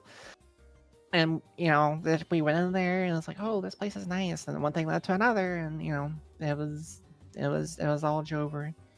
So we basically spent the whole night there doing it like 5 or 6 times. And then we got back to like the hotel we were staying at as a group, like a class group, the next morning, like without the teacher seeing us. And so that's basically what happened. It was kind of one of my most how do I classify this? It was probably one of my more initial sexually liberating stories that kind of like led to the path where I'm on now. So be lurking. Yeah, no problem. Thanks for lurking. Hope you have a good lurk. But yeah, like I said, like a lot of these, you don't really get like the full gist of like how good the story is and like the Cliff Notes version. I'll probably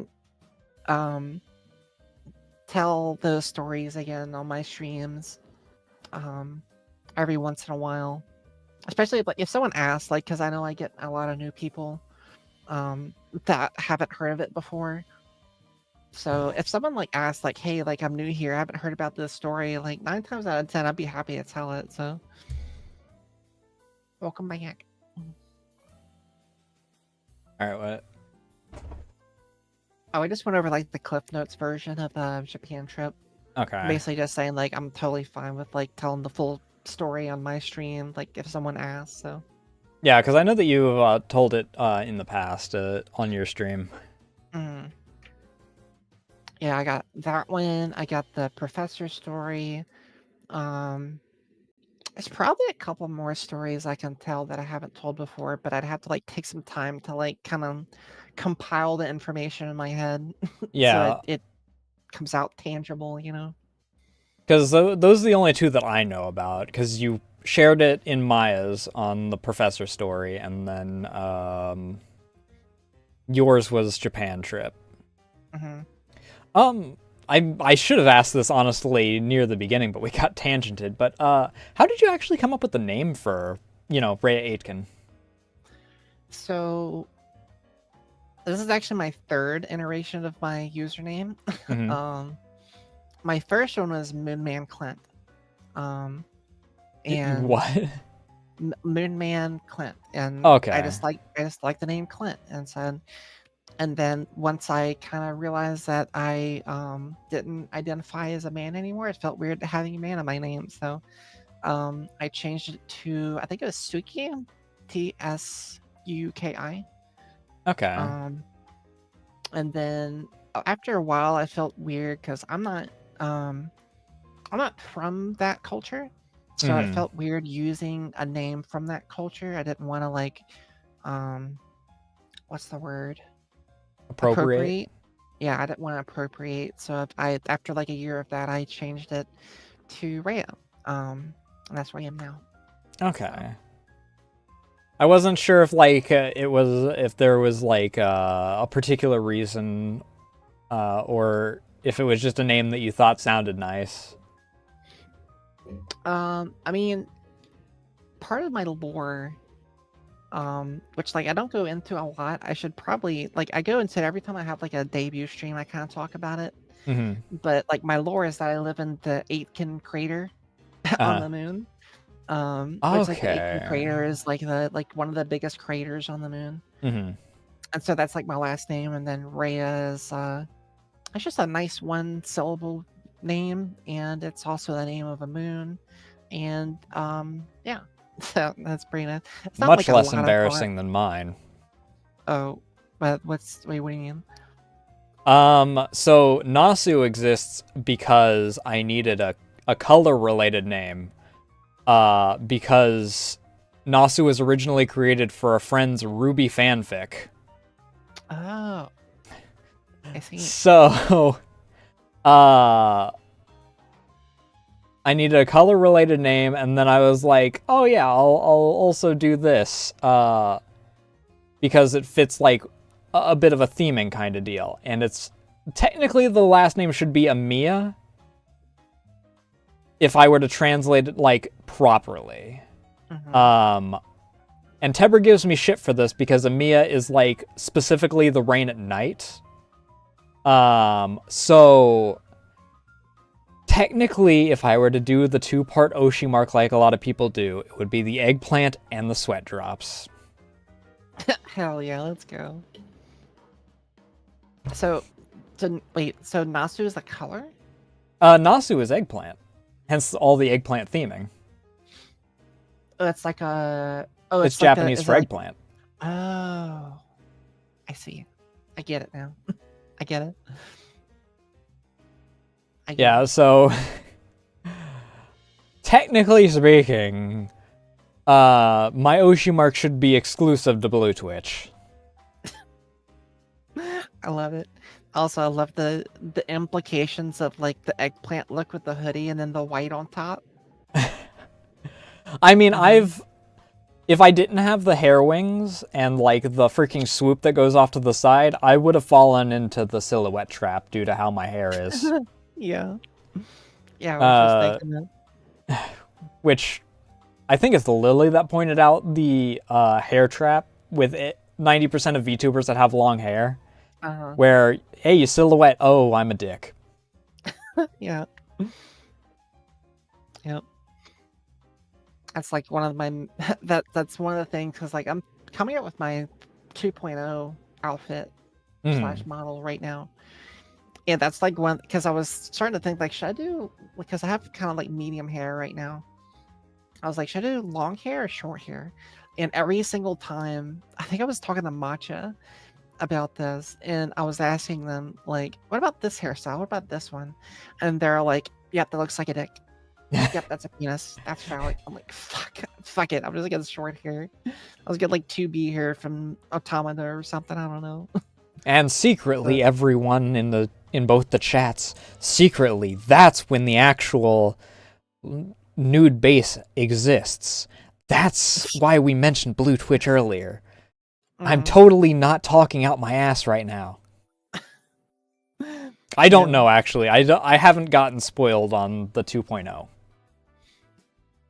yeah, If I'm to be 100% honest. it's still in its brainstorm like concept creation stage right now. Mm-hmm. So I think it should be I think we should have like a full like reference model by the end of the year, I think. Ooh, nice. But I'm freaking nervous for my idea for my anniversary. Because since I realized how big of a project the original idea I had for Halloween was going to be, I pushed it off because I'm like, that's a whole new model, not an outfit. Mhm. So it's going to be interesting. Is is like your hair like did you pick long hair for any particular reason? Like do you have long hair in real life or? Yeah, I have long hair in real life. Nice. Nice. I modeled Nasu a bit close to like me, aside from obviously, you know, not white hair, not purple eyes. I am pale as fuck. I do Yeah, wear so- glasses. Freaking. My hair on my model is a little longer than it is in real life, especially since I like trimmed it a little bit to get rid of split ends recently. But it does reach my ass, so not Nice. not too far off. Nice. Yeah, I think when I started making this model, my hair was about this long, and then I slowly just started learning that I liked having long hair. So, Yeah.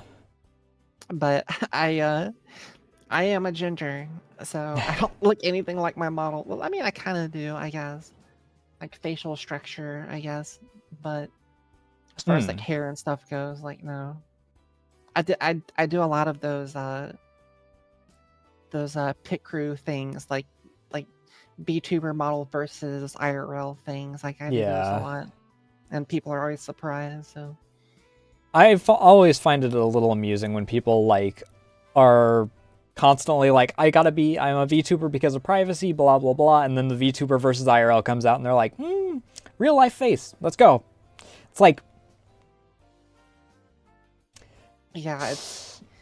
I feel comfortable like talking about how I look like, but I don't think I'll ever post like an actual selfie or anything, just for like safety reasons. Like, I just have nightmares about people finding out who I am and being like, "Oh, this is this person. I know this person from high school," and then like I mean, my I've parents outright finding me. had people freaking stalk me from my past before.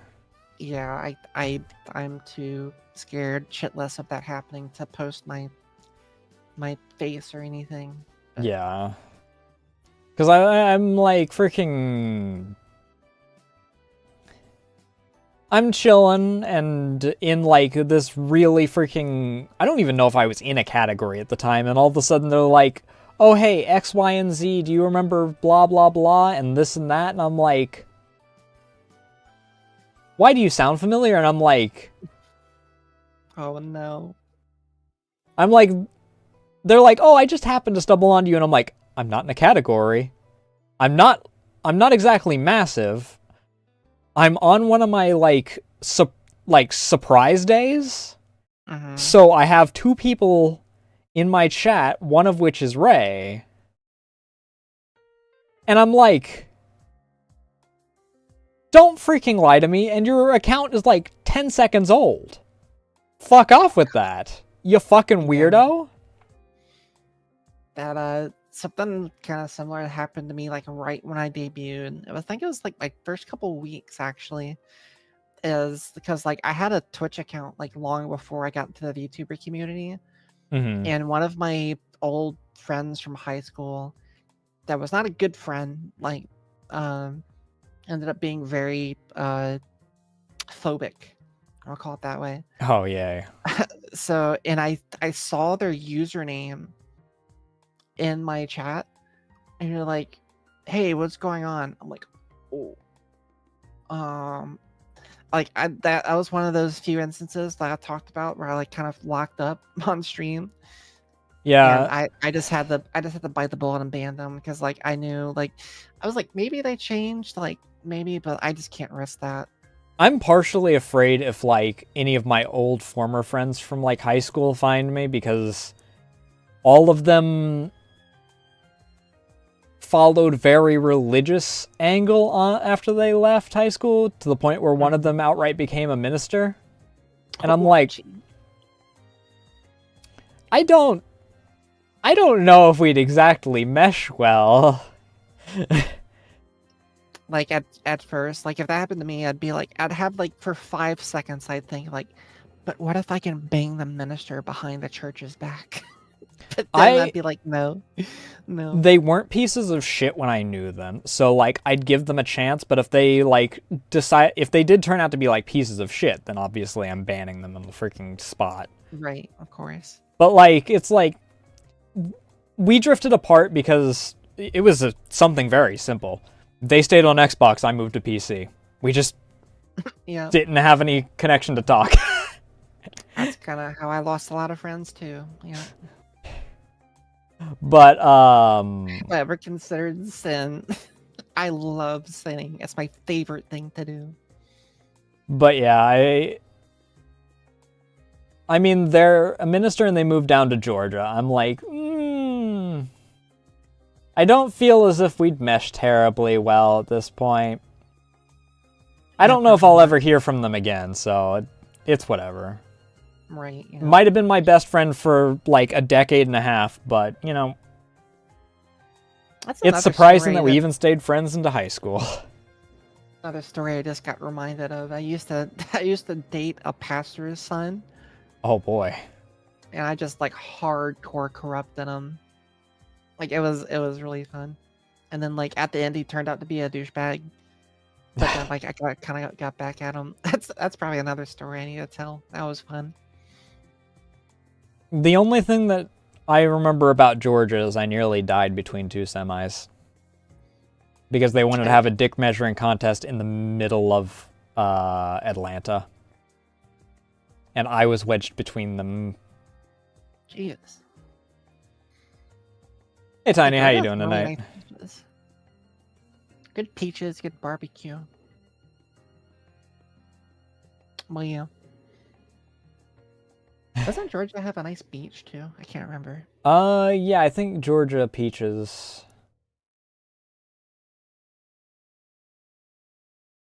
Like I thought they had a beach there that was pretty famous. Like, a beach? Yeah, I can't remember. Maybe. I don't know. I don't know on that. Oh, hey Tiny, what's up?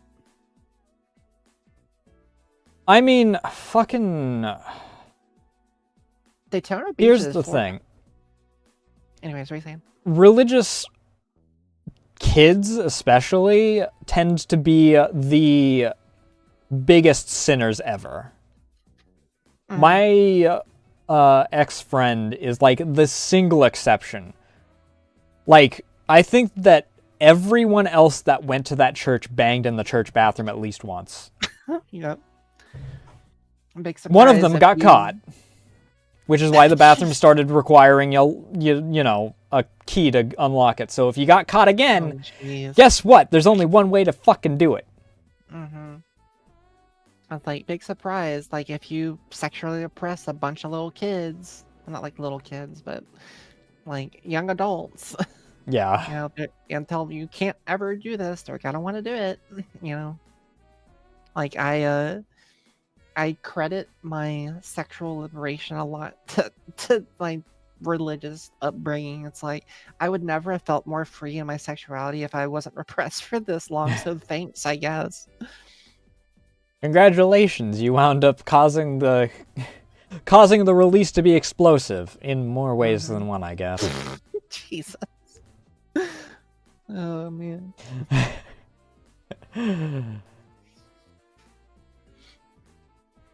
But yeah, freaking, it's weird how like consistent that is. Yeah, I mean it's just psychology. When you tell someone not to do something, I don't know if it's gonna just make them more curious, especially if it's just don't do this or this will happen, and then you never see that thing happening. So you're like, well, why are they telling me to do this thing when nothing bad is happening? If you have sex before you're married, your dick will fall off. Oh Meanwhile, all the eggs sitting there secretly. Huh, that actually doesn't sound too bad. And then there's a life hack I found. It's like, you can just never get married. You don't have to worry about it. You know? I mean, we freaking comment about this kind of stuff all the time, that I am legally a bastard. Because I was conceived out of wedlock. I attended my own parents' wedding. That's awesome. That's something not a lot of people get to see. I mean, like, in today's day and age, like, who cares? Like, I don't know. I feel like if you care that much about it, then, like, I don't know.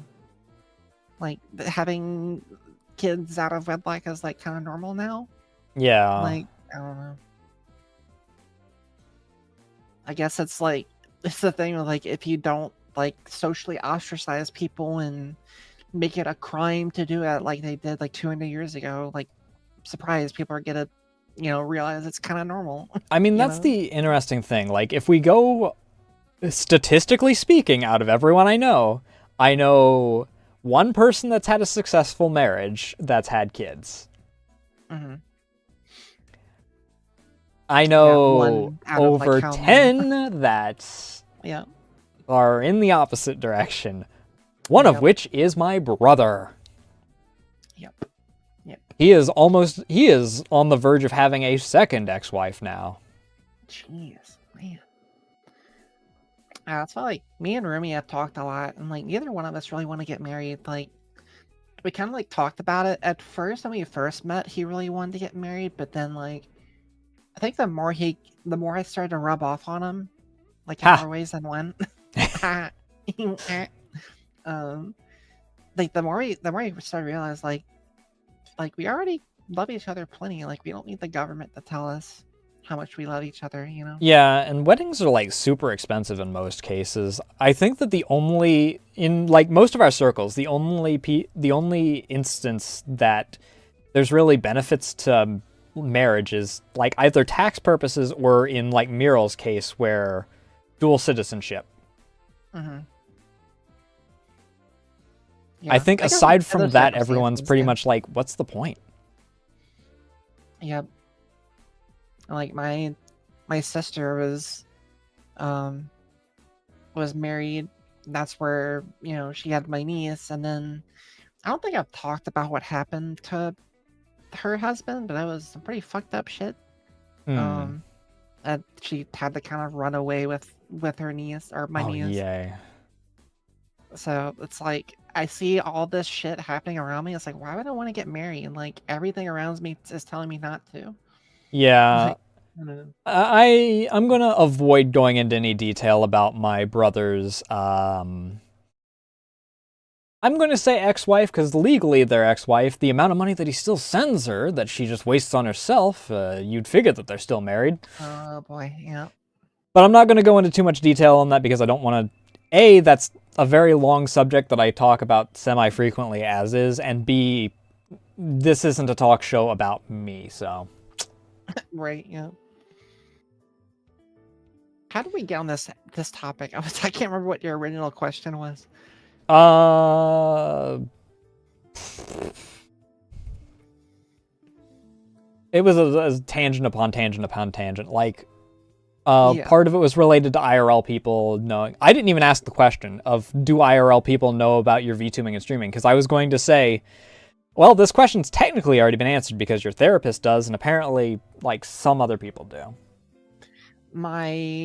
I wouldn't even say that guy that I was talking about. I wouldn't even say he, like, figured out who I was, but I don't Hmm. know. The only two people that, like, know about me is my sister. Well, three technically. My sister, my niece, and my therapist. That's, like, the Hmm. only three. Oh yeah, I guess Rumi, so four. Yeah. I mean, I guess there's like, I don't know if you know Muriel like IRL or anything, because I know that Muriel's like met Sarah IRL and whatnot, but I know that you guys are close, so technically you met each other through streaming, so like if you considered that like, I don't know. Yeah, I haven't met Mural IRL. It is hard for me to meet up with people IRL just because of my Hmm. job. Yeah. And also, I live very far away from where most people in this community also live. So, I mean, Sarah winds up meeting a lot of the people because she's in the same like field as Pahi, where she works conventions, so she winds up just showing up at them. mm, yeah, that makes sense. Though speaking of which, like relating to Rumi, you're one of the few, like very few, that is open about the fact that you're in a relationship. as a VTuber, has that like had any effect on anything? Have you had any like weirdos that are like, oh well, I could change your mind or anything like that? No, and that's kind of part of the reason why I came out and was honest about it in the first place. Because like, what's like the number one deterrent for weirdos trying to hook up with you is like, tell them you have a boyfriend, you know? Yeah. So like, I felt like if I'm like really upfront and personal about my sex life and who I'm dating and stuff, like people will kind of get the message that I'm like not available, you know? Yeah. And it's so far it's been working pretty well. Like I've had very, very, very few people like actually try like hardcore hit on me, you know? Yeah. So it's worked out pretty well. Oh, yeah, I can definitely understand that. I haven't had many that have like tried for that kind of stuff, but God, do some of them get weird, and then normally it's followed by them revealing, hey, I'm actually a chaser, and it's like, Yeah. oh, hey, look at that red button. She is, yeah. Ooh, why did the chat suddenly get empty? Weird how that happens. It's like I'm not opposed, like, well, probably not now, because like me and Rumi started off in a pretty open relationship, like where we're just kind of like fuck buddies. But it's kind of to the point where now, like, I really don't want anyone else romantically. And even if I did, like, we have her little friends with benefits besties that we have, you know. Yeah. So it's perfect, and then we're all just like us four are just like this perfect little like friend circle, you know. I mean, I don't have like anyone that I'm like directly romantically with, but like I've got my friends with benefits polycule, I guess is the best way to put it. I don't know how to exactly freaking classify that. Yeah. But I'm kind of comfortable where I'm at. None of us are terribly interested in like, you know, the whole marriage kind of deal. Freaking we're all like close with each other, and right. Most cases, if one of us is close with someone, they're probably someone that's going to mesh with everyone else. So like occasionally someone else can like, you know, say hi, hang out and whatnot, and it's not really a huge problem. Right. And I tell Meryl this every time she tells me about, because like Meryl's pretty Meryl's sex life is pretty crazy. Oh yeah, she has some I know that pretty... she's mentioned some stories, and then also mentioned that there's some that she outright cannot mention on Twitch because of how they get. Yeah, and every time she tells a story, I'm like that. I'm like, man, like God forbid if anything happens with me and Rumi, I would love to do that. Like, I'm not opposed to like crazy shit like that. Like, as long as it doesn't like make my anxiety lock up, because that's a very real risk of like group things. But yeah, I wouldn't be opposed to to like hooking up with fans and stuff like at TwitchCon. I think it would depend. Like, after something happens with me and Rumi, of course, but like right now, like no, I'm good. I think that I'd have to have like a certain level of like trust in regards to it. Like, it couldn't be someone that just like happens to pop in and is like, hey, I've been a lurker for a while, you want to bang? Oh yeah, you gotta know them. They gotta be a regular and like like regulars. Obviously friends that I met through things. If they like were like, if I'm like really close or something like that, I'd be like, oh yeah, I'd kind of be down. Why not? God, I saw a post of, I think it was this cosplayer. Like I woke up to this post and it was like a positive pregnancy test. And she was like, had fun at TwitchCon. And I was like, oh my God. And then like in the comments, someone asked like, who's the father? And she's like, one lucky fan. I'm like, oh my God, no. There's no way. Okay, so that's what Soren meant by some lucky fan. Yeah. Yeah, that one. That's what they were talking about. I'm guessing either I missed that because of my lack of Twitter recently, or you mentioned that on stream or something recently as well. I don't think I mentioned on stream. I want to see, like, I can't remember who it was. Oh, whoa. Because I had to remove Twitter from my phone because it was the reason my phone was overheating and nearly exploding. Oh, God. Like, to the point where even, like, boot cycling it didn't fix it, so I removed Twitter from it. Which I really have an issue with because Blue Sky now, since Ohio does its thing, I'm mutuals with a lot of people that do a lot of horny art. I don't see 90% of that because Blue Sky got told, hey, you're not allowed to freaking show people in Ohio that unless they go through this totally legit third party that says that they're... Oh, you need to scan your ID and shit. That's so stupid. Yeah. It's like, I mean, if I could connect it to, like, my Blue Twitch or something, I'd be fine with that. I can trust Blue Twitch to a certain degree because they have to have the security because they also process payments. Yeah. I don't trust this random asshole that's existed for a week. Yep. I actually kind of got around that for Pornhub. It's funny because I have a because of my work I have a you know what a TWIC card is? No. It's basically a card that lets you work in like oil refinery places, like off the coast. It's like what is it called? It's a transportation worker identification card or something like that. Interesting. Because like some of the clients that we work for are in like refineries. So you like have to have that.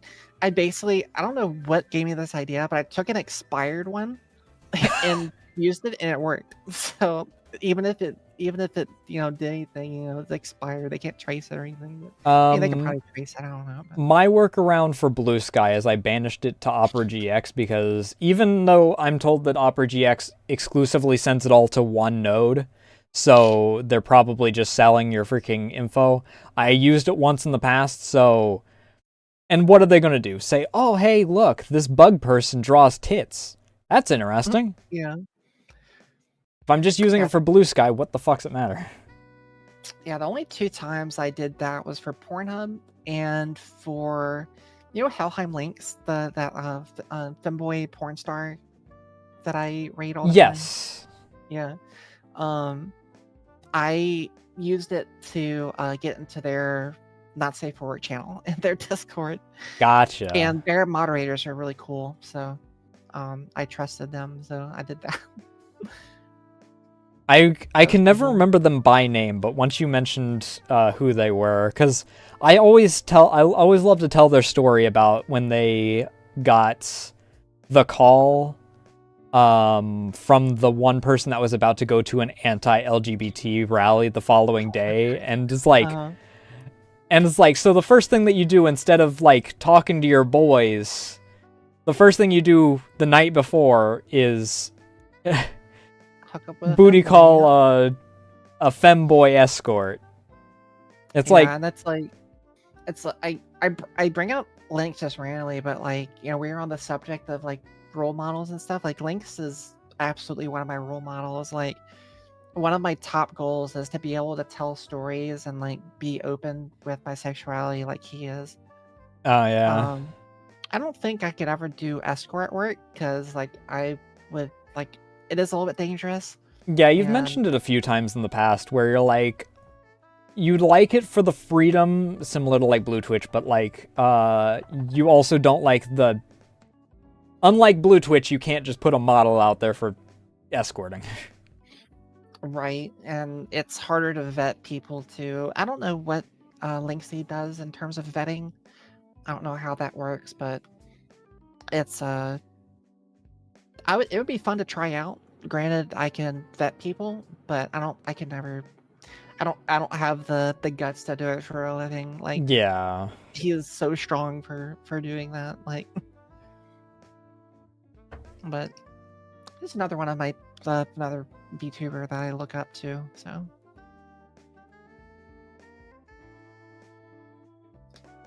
it's a interesting like group and whatnot, and it's like, how do I exactly put this? VTubing really did like open you up to the whole world that, you know, led to you actually self-actualizing, I guess is the best way to put it. Oh yeah, Considering the absolutely. amount of people that you've run into that are like, oh yeah, actually, I've kind of had these thoughts in my brain for however long. And it's like, actually being able to Yeah, be more open about it. yeah. The whole like learning more about sex work and how that works, learning about different people and different backgrounds, different identities, and just being exposed to that Mm-hmm. really helped me normalize myself and just kind of actualize what I was and the kind of stuff I was interested in. And like after finding out how much I gravitated towards like Cottontail, LXOX, and Fifi and Linksy, I was like, man, I really just like sex, you know? And not just like something I'm addicted to, but like I like the freedom it gives you. Yeah. I like I'm very lucky to have a very nice body.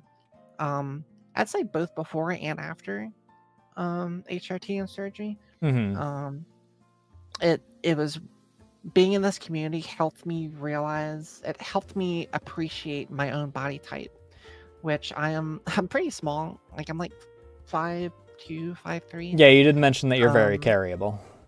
and yeah, and I used to be like a pencil before, like, but thankfully with HRT, I'm getting some nice curves, which is really nice. But just being able to feel more comfortable in my own skin, you Mm-hmm. know, it really helped with that for sure. Oh, also to fill you in on what happened during ads, we were talking about basically just expressions of sexuality and like freedom and whatnot, and it led to talking about links. Yep. Yeah, it's like Lynx has always been a role model for me, both in terms of like confidence and but also just like the way he is such a good storyteller. Like I've always Mm-hmm. wanted to be a really good storyteller. It's hard for me. I'm getting better at it, but like man, I wish I could tell stories like he does. It's so fun to listen to him tell stories. It's just something. It's just the way he does it. It's just so fun to listen to. And like It's a that one definitely you a were talking skill. about. Yeah, it's like that one you were talking about with yeah, hooking up with this guy, and then I think how did he find out? Oh, he was just like small talking with him after, Yeah, and he he was was like, small "Oh, what talking you while he was doing?" eating his macaroni. And he was like, "Oh, I'm going to protest tomorrow," and like he was like, "Protest." He's like, "I'm going to protest this rally that's going on tomorrow," and Lacey was like, I'm just gonna "Huh, go. And huh." I absolutely loved the way that he freaking put the inflection on that. I'm just gonna go. I'm just gonna go. Yeah, it's crazy. But yeah, that goes back to telling you, like, you live your whole life being sexually repressed, like, you know, you're just gonna end Yeah. up doing that thing more. I mean, And like in high school, this is like a slight tangent. Like, I mm, tell this story all the time, but in high school, I was very often referred to as like, I guess we call it like a virgin killer, because oh yeah. in my high school, there was a lot of people like me who were very oppressed, and a lot of times what happens in private and oftentimes religious schools is that it makes a lot of people in the closet. um, and so there was a lot of people in the closet um, that was too afraid to come out, and Yeah, so the virgin assassin. right. And so them finding out, like, wait, there's this one person and they're okay with me trying this out. Like, I really want to try this out. Like, you'd be so surprised how many people, like, once I like kind of learned like who people were, I'm like, hey, like, you kind of feel this way? And they're like, yeah. I'm like, we can like, do some stuff if you want to. And that's how I got like 50% of like my friends with benefits group is just that. And like I still talk. I have like 5 or 6 friends probably that I still talk to. That our Damn. friendship started out like that. Yeah. From virgin assassin to our Mhm. beloved internet succubus. Yep. Yep. It is sweet and also sad. It's sad how people get repressed like that, but you know.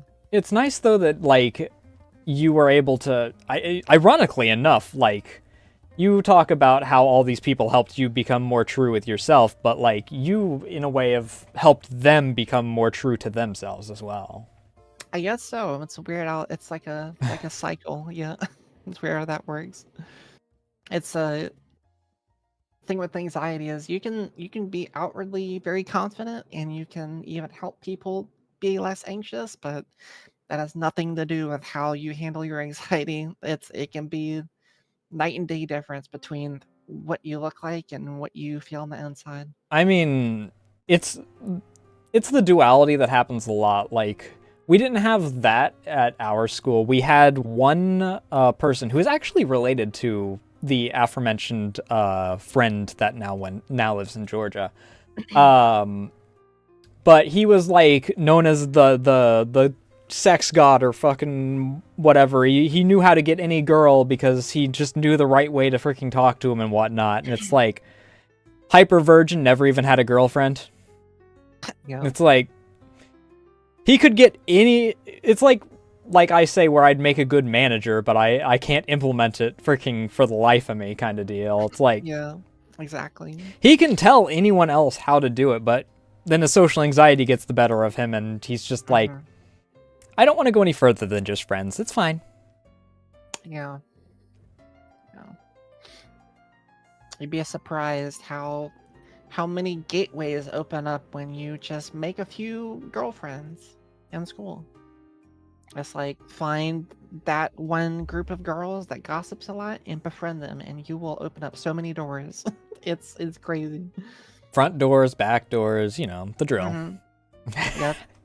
Because then, like, if a guy likes them, then you're in their friend group and you hear all about it, you know, and then they kind of gotta be good with you to be good with them, and that's it's an interconnected waffle layer of social interactions. I have a tangential effect on people. I have a very good fly on the wall aura where people don't like acknowledge that I'm listening.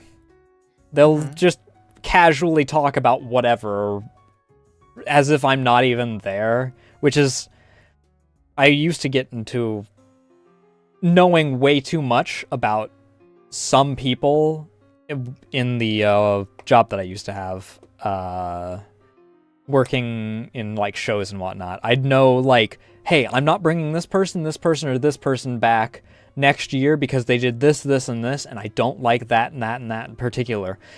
You, Nasu, never say a word about what you just heard here.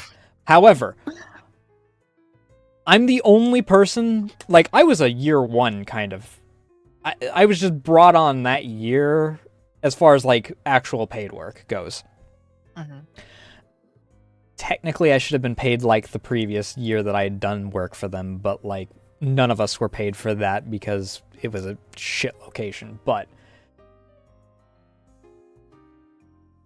it was me and 3 of the higher-ups. The big boss, second in command, and treasurer that were there.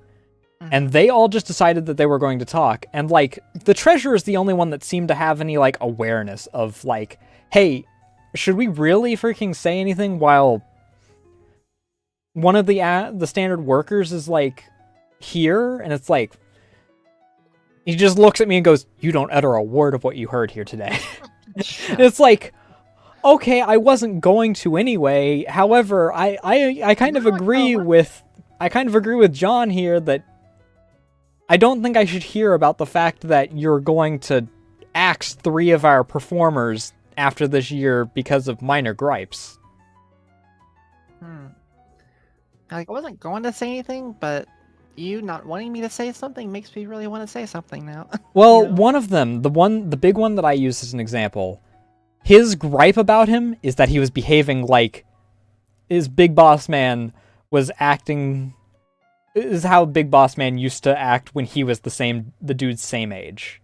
Mhm. Because he would, I think it was the same day. He was just talking about how he's like, oh yeah, I was dating X, Y, and Z person, and I was banging this person, and it's like, you're mad at Joseph for banging people between shows, but you were doing the same thing when you were his age.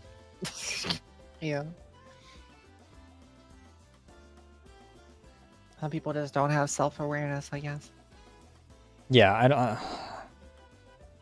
Or what's the term? It's cognitive dissonance. Yeah.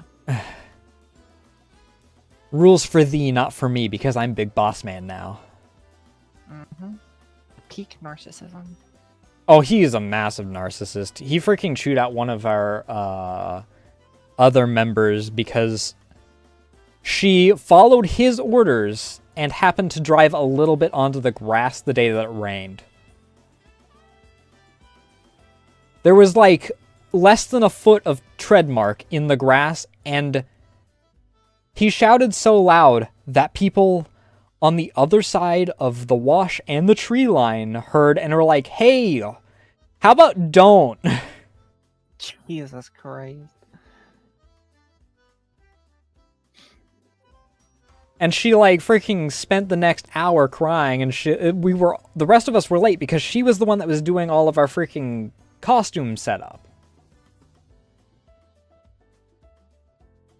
So like 3 people were late for opening ceremony because she couldn't freaking take care of their hair through the freaking tears because she had just gotten chewed out because she made one simple mistake. God, that's the worst. But yeah, freaking... Yeah, Soren's right. It's like, especially with like the quiet people, you never know what people are carrying with them. Just the second you make someone feel safe, like all of a sudden it just like comes out. Like you'd be so surprised. In more ways than one in the freaking topical portion of that. Oh my God. Stop it. Stop. What do you mean? Oh, We just called you the internet succubus. Why am I the one that's freaking apparently freaking crossing a line? And I don't know, there's 2 different stops. There's stop. Stop it. Stop it. Stop. And then there's stop. Yeah.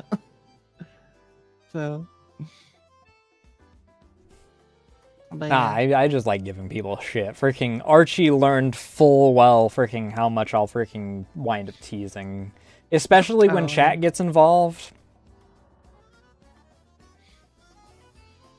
Yeah, I'm pretty I'm pretty bad at teasing. I would say I'm pretty gullible most of the time. And it's one of those things that's like maybe not a lot of people go through this, but like if you're kind of gullible and you kind of live your life under a rock, whenever people are like teasing you, oftentimes, or like specifically with me, I don't typically know what they're talking about 100% of the time. I don't know what they're referencing. So like when people are like messing with me, I'm like, what do you mean? What's going on? It just like makes someone to do it more. I think that you like also don't give yourself enough credit in like one aspect. I think that you're very good at subconsciously like feeding into what your chat wants to a certain degree. Really? I think that you do actually really well, like especially in like the teasing like we were topically talking about. Like you'll like breadcrumb it a little bit and like, you know, keep them coming at back for more and like feeding into it like unintentionally, which is good, like to naturally do it as like a performer, right? Yeah, because I was gonna say, like, I'm gonna be honest, I really don't do that intentionally at all. Like, I don't like not to say that like breadcrumbing people is bad. Like, I get it. Like, you know, it's fun to do that, but I never do that. Like it's just organic for me. I mean, that's why I said breadcrumbing rather than leading them on, because it's not like you're going, if you keep up in chat, then you might get a little something. And it's like, you don't do that. You freaking, like, you'll wind up freaking, like, leaning into it accidentally or something like that just due to the way your personality is. At a certain point, I cannot hide myself. I cannot hide who I am. But it's good, especially like for the type of streamer you are, right? Like Yeah. the sort of sex positive wanting to like use it as a exposure therapy kind of deal, like Mm. leaning into it and having your chat like know, and you also do rather well. There are obviously some instances where from certain perspectives it gets a little like too far, but like for the most part you do like really well at also like setting your boundaries as well, which is like something that I think that people that do it actively rather than passively don't wind up doing properly. Like I Mm-hmm. know one or two people that lean into chats like outright fetish content, to be honest, in one case that I'm going, and they don't set up the boundaries. So they're like, I have 60 people DMing me right now, and it's like that's because you don't set up the boundaries. You, however, since it's like natural and comes out naturally, you wind up doing well at also saying, hey, this is a little too far, because you don't say it out loud. You subconsciously will like just stop. Yeah, and like I got really lucky with my community. Like I don't think there's anyone in my community I would be afraid of taking things too far. And typically the ones there are don't last very long anyway. Um Yeah. I mean, like, I don't know if I've outright mentioned by name the people that I point out, like, in regards to people that are in portions of our community that definitely take things too far. mm, But I think that you know at least one of them by name.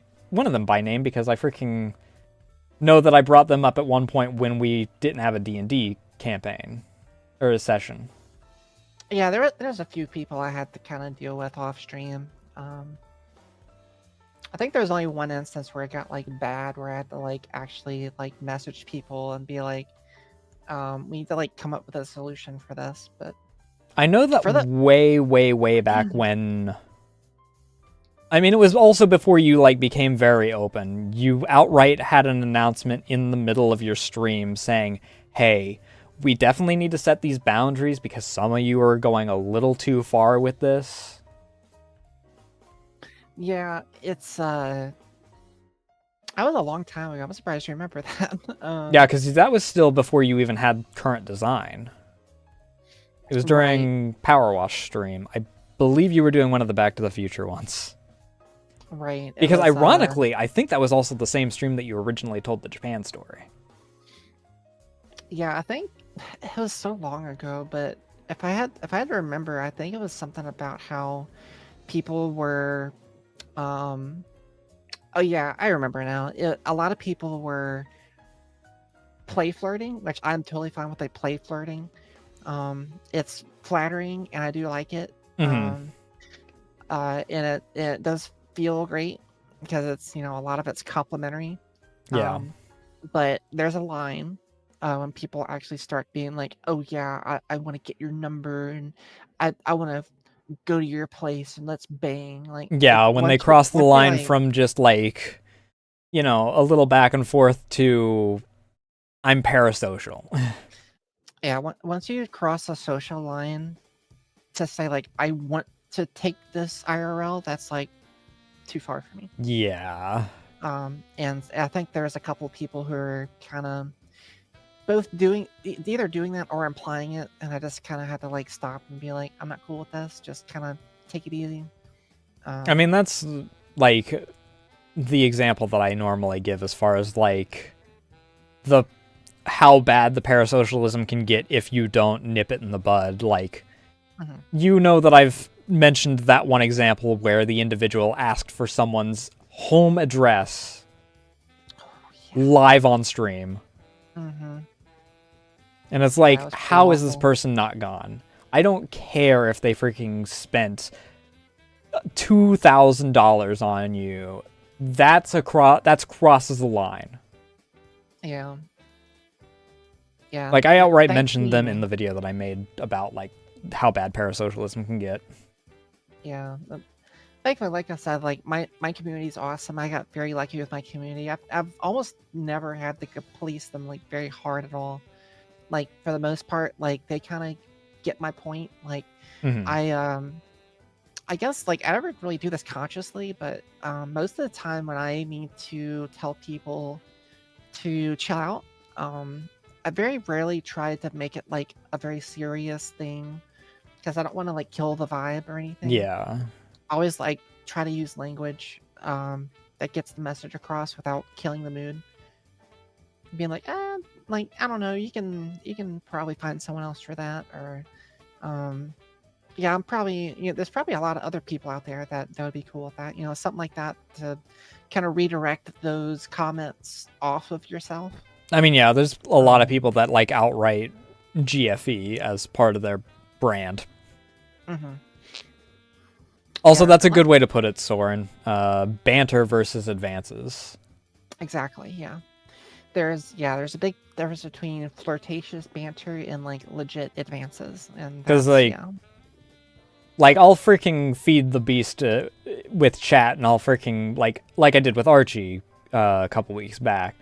I'll freaking, like, toss some, like, flirts and whatnot, and freaking whatnot. But there's a difference between that and saying, all right, chat, if you get Archie a passport and an address, I'll freaking raw dog right in and get it up on Blue Twitch in a week. Yeah. Like, there's a difference between that and even me saying that if I get banned off of Twitch, well, I guess that it's been a good run. Yeah, and like I said before, like I wouldn't be adverse to the possibility of hooking up with like fans and stuff if something happens between me and Rumi, like in my current romantic relationship. Mm-hmm. But even then, like there is a right and a wrong way to do that. You know, you don't want to make someone uncomfortable. Like there's a right way to like probe if someone's cool with that.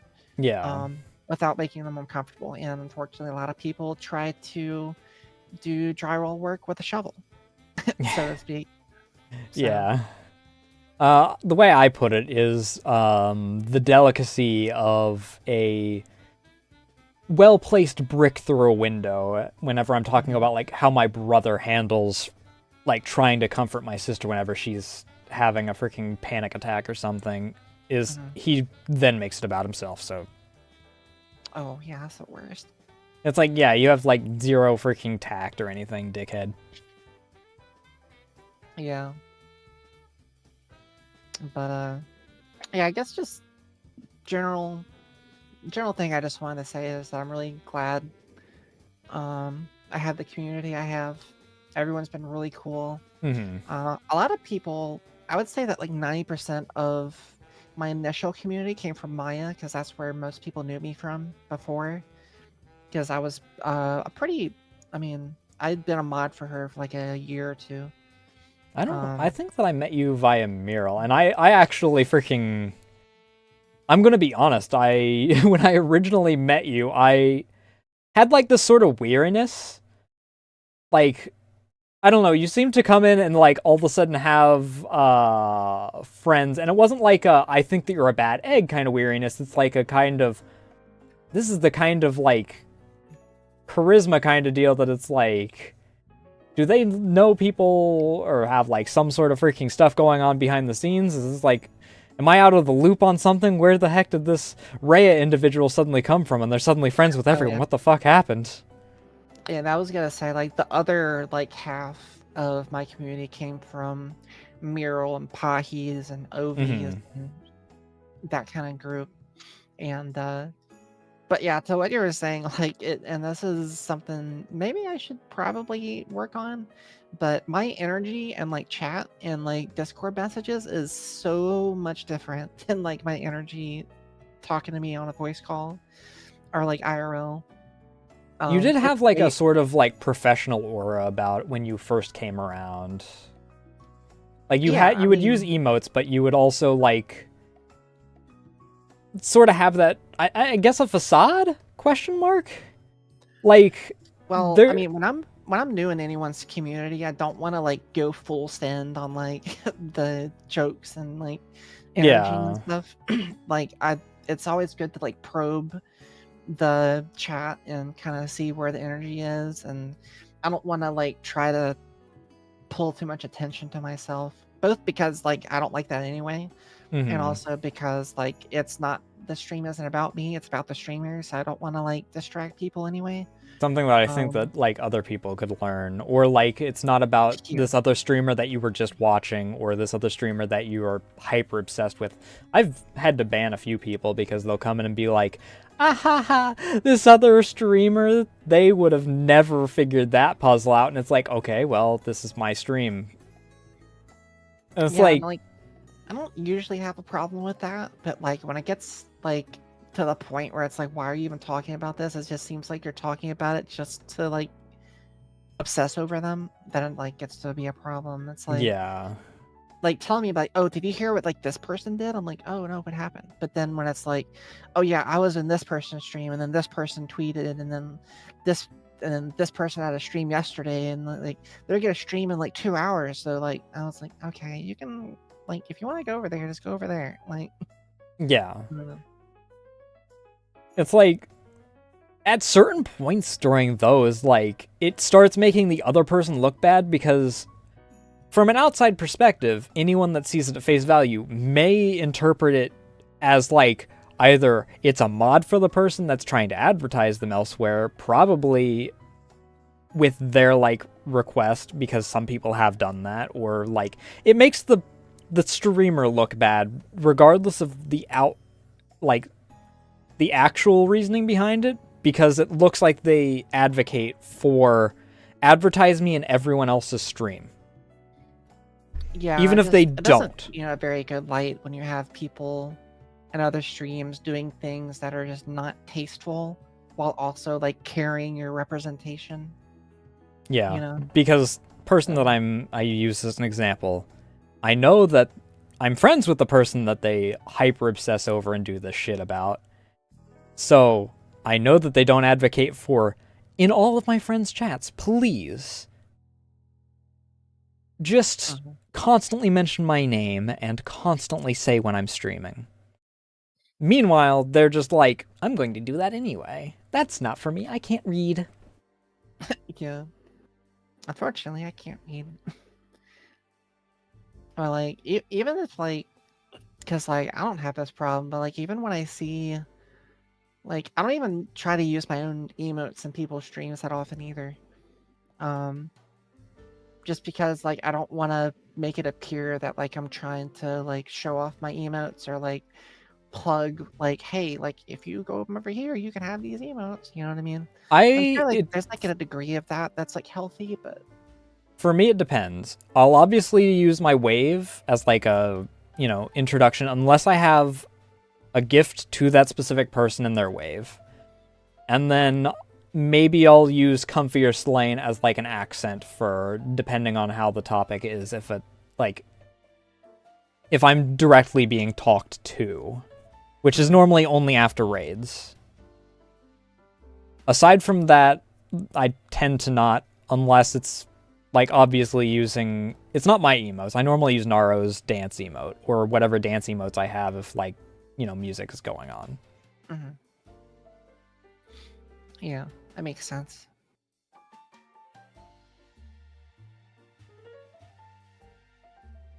But yeah, I definitely feel that where it's like, does it look like I'm self-advertising if I happen to use my own emotes? And like, I can't say I blame people from having that mindset because I've seen streamers that have that mindset where they're like, you used your own fucking emote in my chat? You're advertising in my chat? And it's like, it's an emote. Yeah, a lot of people get really upset about other people's emotes in their streams.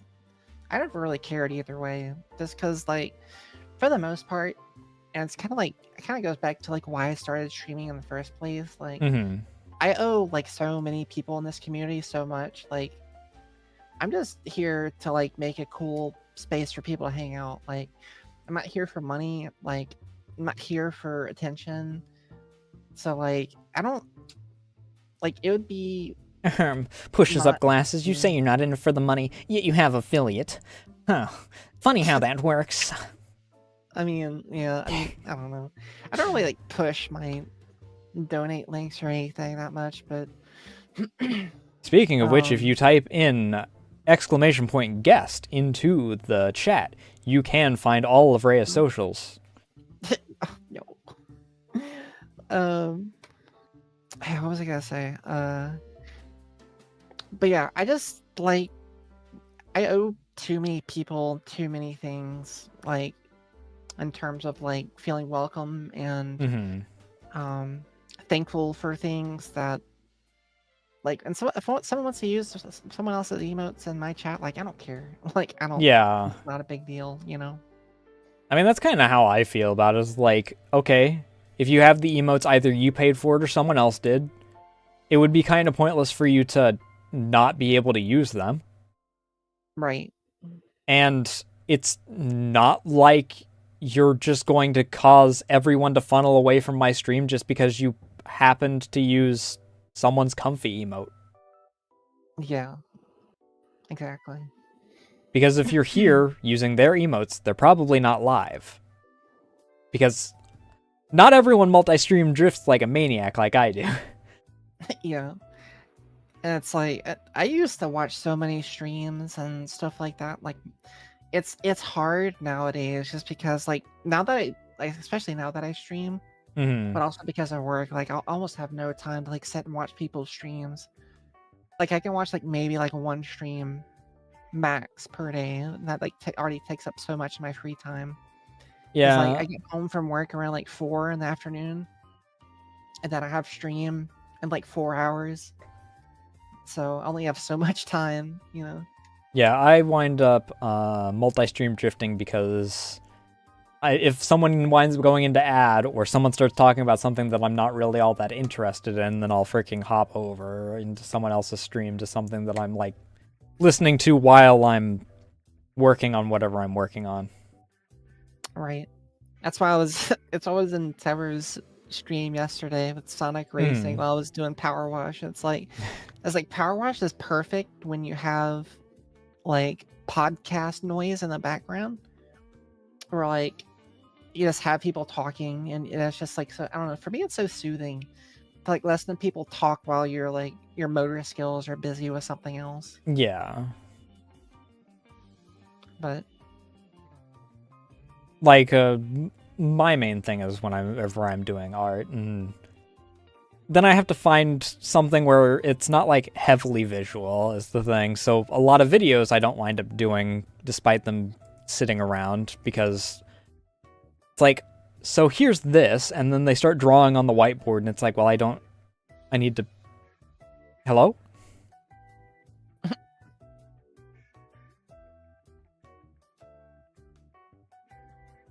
I mean, I also kind of collect points. The problem is that I don't use the points in anyone's chats.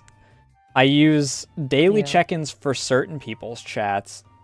I collect taxes from Pahi, and I think that's it. Yeah, I think one of the things like I'm working on right now that I'm hoping I can implement soon is to have like outfit toggles, because they have like pre-made like rigged outfits for like live 2D models. And also just have, because like one of the things I'm really self-conscious about is having to like when someone does like a head pad emote, I have to like stop what I'm doing and like grab the asset from Vtuber Studio. Like I'm starting to learn how to like do that stuff automatically, so I don't have to worry about that. And I feel like that's like one of my next big things I'm gonna try to focus on in terms of content creation, is getting rewards and like features and stuff that I don't have to stop what I'm doing for people to enjoy. Like if someone wants to like squirt me with some water, they can just do that. I'm like, you know, I don't have to like stop what I'm doing and pull it out, because like the bit doesn't work if you have to open up the file, pull out the KRA file, and then load it, and then you know, it doesn't it doesn't do the same. So that's like probably one of the next things I'm gonna be probably this week. I'm gonna be working on that. I need to after Halloween actually re-enable goblin mode and set it to where on all the models it goes to the new list model instead of the old list model. And then I also I need to get a stream deck at some point because there's certain things that I need to actually be able to do separately without. I'm running out of buttons on my keyboard. Yeah, I should probably get one of those too. Although I do have a tablet. I'm wondering if I can maybe use my tablet as like a stream deck somehow. Depending on what model it is, you should be able to, because I know that they have an app. Hey Dan, how you doing tonight? Hey Dan. Oh my god, I can't believe you used a Rhea emote in my chat. I can't believe you're advertising Rhea. Oh my gosh.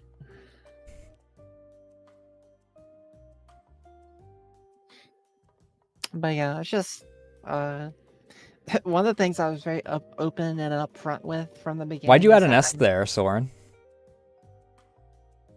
What? Slays monsters. Oh, okay. One of the things I've been very upfront and honest about from day one is that I am really bad with computers and technology. Oh yeah. It is. I had to get like 3 different people to teach me how the YouTube Studio works. And so like stuff like that. I guess I just want to let people know that like just I don't have a lot of like fancy bells and whistles and stuff. It's not because I don't want to. It's just because I have no idea how to do it. I need to like learn. And I'm like, I mean, my big every day thing. I'm learning new stuff. My big thing when it comes to like building a model is I don't wind up making toggles because I'm like, I'm never gonna use this. Like I even on the models that I currently have, I have like the big one that it is especially now that I use V-Bridger for shrink the eyes. I almost never use this now. That's a good one. I really want to get one of the, like if I get a for my 2.0 model, I'll probably get one of those ones where it's like the big white circles, like confused face. Oh yeah. Like, huh, you know. I have toggles now though. Very nice toggles. I have toggles on my most recent model that I can't show over here. Yeah. I think that's the only toggles that Liz has, ones that I can't show over here. Yeah. I have one that's like probably okay, but it's very suggestive. Oh my god, I just realized we've hit we're nearly at the 3-hour mark and you forgot your line in the script. You were supposed to remove the jacket at 1 hour 45 minutes. Oh. I mean, if you want, I can kind of show off my toggles. So you want to like pull me up or whatever. Oh yeah, feel free. Let me. That'll actually give me an opportunity to hit the bathroom real quick. Yeah, I'll do this, and I kind of need to use the bathroom too. So, fun fact: all this purple stuff on my boots. I think this is one of the few lore things that I feel like not a lot of people know that I want people to know. It's non-Newtonian fluid, and because I'm in space and I'm on like a spaceship, I can like control it to like have like steps that I can like push myself off of in 0 gravity. It's one of because Maya came up with this idea to have like stuff like that, and it just slaps. It was a really awesome idea from her. But yeah, I have wings because I'm a Tressum. As for those of you who know what Tressums are, familiar with D&D, it's basically a cat with wings. That's me. Oh, that says I'm looking. You can hit the toggle. I'll hit it. Okay. And then I can take my jacket off like this, which is pretty nice. Sometimes I have a toggle for it, but I never really like have it on. Sometimes I'm just like in the middle, like I'll just do this straight with my jacket off today. And then I have pout emote.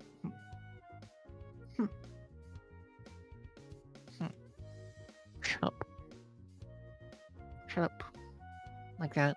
That's pretty cute. And then I have sad. I don't do this one a lot. Only when people make me really sad or I'm like feeling bullied. But yeah, I have this one. And then I have the really special one. You ready? Ready? I got this one. And then if you combine this one with the crying one, yeah, pretty neato. That was probably the extent of like how much loot stuff I can ask from Hime. I definitely, when I get the 2.0 model, I'm definitely gonna get like a nude toggle and some other loot stuff. So Ray is a free agent. I disavowed affiliation. Ray Aitken. Oh my gosh. But yeah, when Nasu comes back, I'm probably gonna have to hit the restroom too. Oh, I guess I should put my jacket back on. There we go. You saw nothing. But yeah. I'm a big fan of... There's two types of girls. There's skirt girls and shorts girls. I'm definitely a short girl. I like my shorts. And I especially like the shorts that have like the little thong strap showing. That's like one of my favorite things. So I had to incorporate that somehow. So, but yeah, I tweeted about it the other day. But I'm not gonna leak the 2.0 model work in progress yet because it's still like the brainstorm phase. But I will say it's a lot more, what's the word? It's a lot more etchy. It's a lot more sensitive than this one. Not enough to get me banned on Twitch or anything, but... Wait. Do your toggles not... What? Have your toggles not been going off? I Toggle did them, something. and I changed it back. Toggle something right now. Toggle the wait. jacket. Okay. Because I didn't see it actually go through for a second there, so I wasn't sure if they were actually going through or not. Yeah, I got your stream open, my other monitor. It showed up. Okay. But yeah, now that you're back, I gotta run to the restroom too, so... Alright, fair enough. Okay.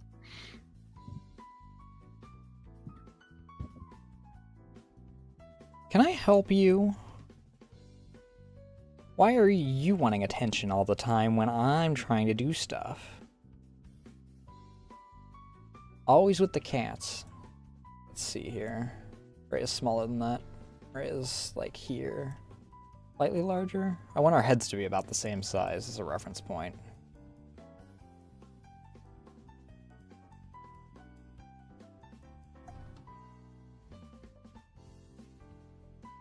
Maybe. I think that's about where I had us.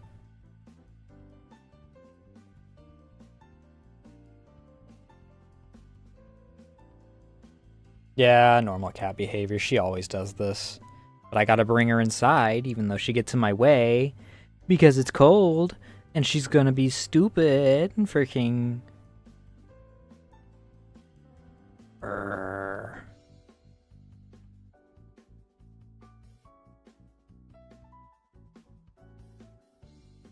I don't want to turn off my freaking noise suppression. But I don't know if her purring would be audible. She's being very quiet right now, oddly enough. Normally she purrs up a storm.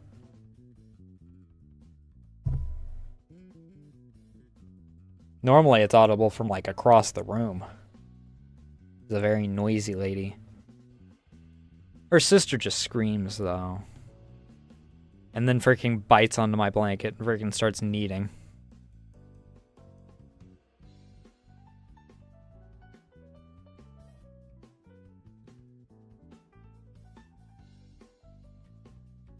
Thank you.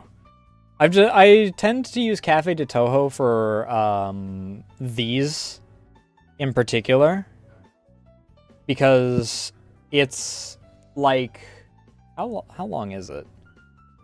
It's about 6 hours long, and it's subtle enough that it doesn't like suddenly blast out anyone's eardrums and like cut off Rhea or something. Or whoever I'm with at the time. With... I heard something about screaming and biting. What are we talking about? Biting?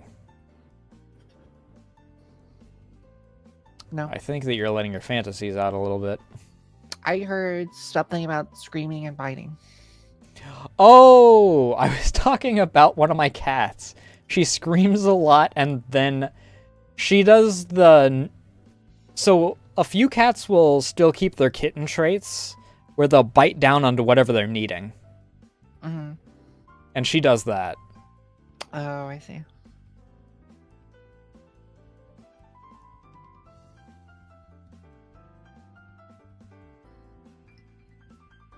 But we were talking about cats because Rito decided that she wanted attention. How many cats do you have? That are exclusively mine, or how many do we have on the property? It's like on the property.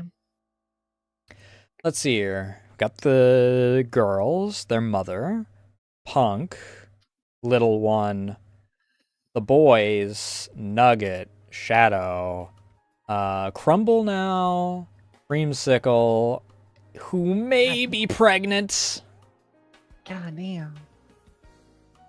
I hesitate to count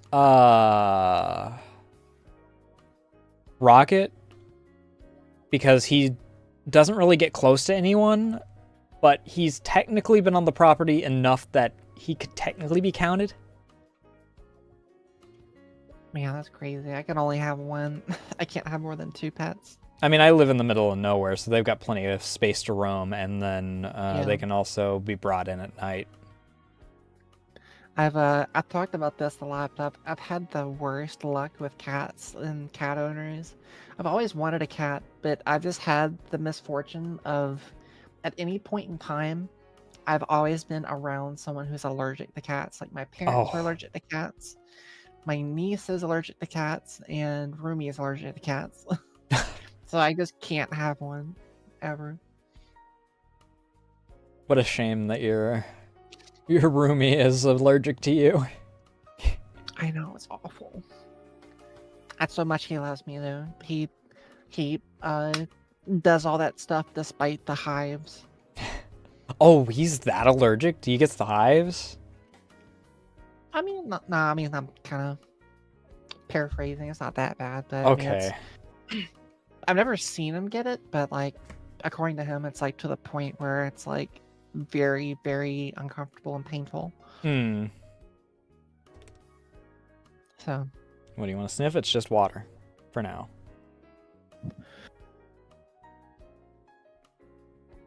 But yeah. Either that or she's very, very fat. But she's like... If she is fat, she's got fat deposits in really weird spots for it to be fat. It's not like around the arms or anything. It's like exclusive around her middle. Hopefully it's not like a, it's not like just getting overweight, huh? No, it's like I said, the fat deposits aren't proper for it to be fat, which is why we think she's pregnant.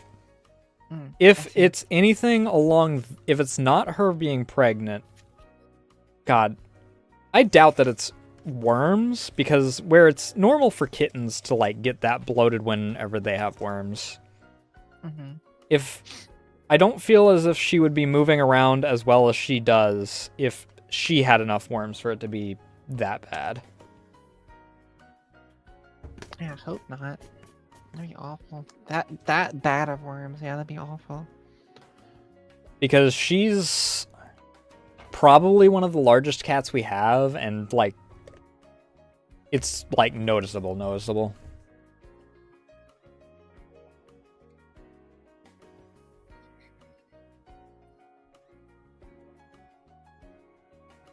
But yeah, we talked about a lot of stuff. Was there any other questions you had for me? I do have like viewer questions, which currently is mostly stolen from previous things because I didn't advertise for people to bring in more questions like off the bat. Though if those in chat want to ask questions, you can while we run through the viewer ones. I don't know if there's any other questions Let's see here. That one, we've done that one. That one we've done. Hey, thanks for the follow, Dan. The relationship one, parasocialism. How'd you get into it, which you've described you via HoloLive and whatnot. Ironically, like 3 of these wound up being answered in like the same timeline of events because it also led into the hey, and thanks for the follow, Soren. Exact entry point into the circle. Murals help with the self-discovery. Social anxiety. Oh, this one I didn't. You did mention a bit back that you wanted to do more collabs with people because your schedule was like opening up a bit. And I remember that I commented on it and mark my words because I had this planned. But did you have anyone in like mind that you like really wanted to like reach out to or anything? God, it's hard because like there's so many, but like they're so popular and they have so many viewers. Like I'd be so scared. Like, and I don't think anyone who knows me would ever accuse me of this, but it's always that connotation of like a smaller oh yeah, just like looking that, for like a bigger one that's like, you know, that bit where you're like, oh, it'll look like I'm coattail riding regardless of how good of friends I am with them. Right. So it's I had that problem with Wolsk where I was afraid. I'm like, I've been friends with Wolsk since before I was a VTuber. And the same with Kraka, but it's like, they're larger than me. I'm very afraid that people will think I'm just bringing them on to try and drag in viewers. Well, I think like in their community, I think their community is pretty cool. I don't think there'd be as many people who would think that. It's mostly people from the outside that it gets worried from because like that's how it is with a lot of VTubers is if they agree to it, their viewers aren't normally going to do that. Like I've wanted to reach out to Meika because I've been mutuals on Twitch with her since I started VTubing. But she's, you know, very large and like close with everyone XV Shoujo and whatnot. And I'm like, I don't want it to look like I'm just doing it because of that. Like, because no one else knows the background stuff. Yeah, it's that and like most of the people who I really want to like collab with are just so charismatic and so funny and just socially great. Like I'm so afraid I would just be like so awkward and like kind of like drag them down, you know? Time to get that Cottontail collab. No one like I would never even dream of that. But I think Cotton's actually one of the ones that's like a lot more open about like doing that. She's like on Zen's level of I'm being open to like collabing with people. Because I think that she's the one that reached out to that one person that tagged a bunch of their like Oshis that started that trend a couple months back. And I'm like kind of friends with some people in like the corporate industry who like know her. So like I kind of have a couple connections that I could make if I wanted to. But I don't know. Like I think like the one that I would most want to do stuff with is Linksy. I definitely want to do like a collab with Linksy, but it's the same thing as before. Like I'd feel so nervous, like because like Linksy is so awesome at like telling stories and he's so funny and like I'd feel like I'm just shooting here.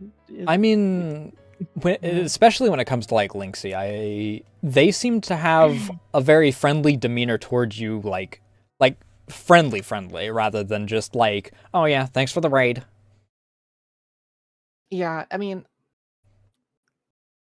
we don't like DM that often. I think I DM'd like one thing to them or something, but yeah, that's why I say like friendly is like I try to like for the sake of my brain I freaking divide like friendly versus friendza kind of deal.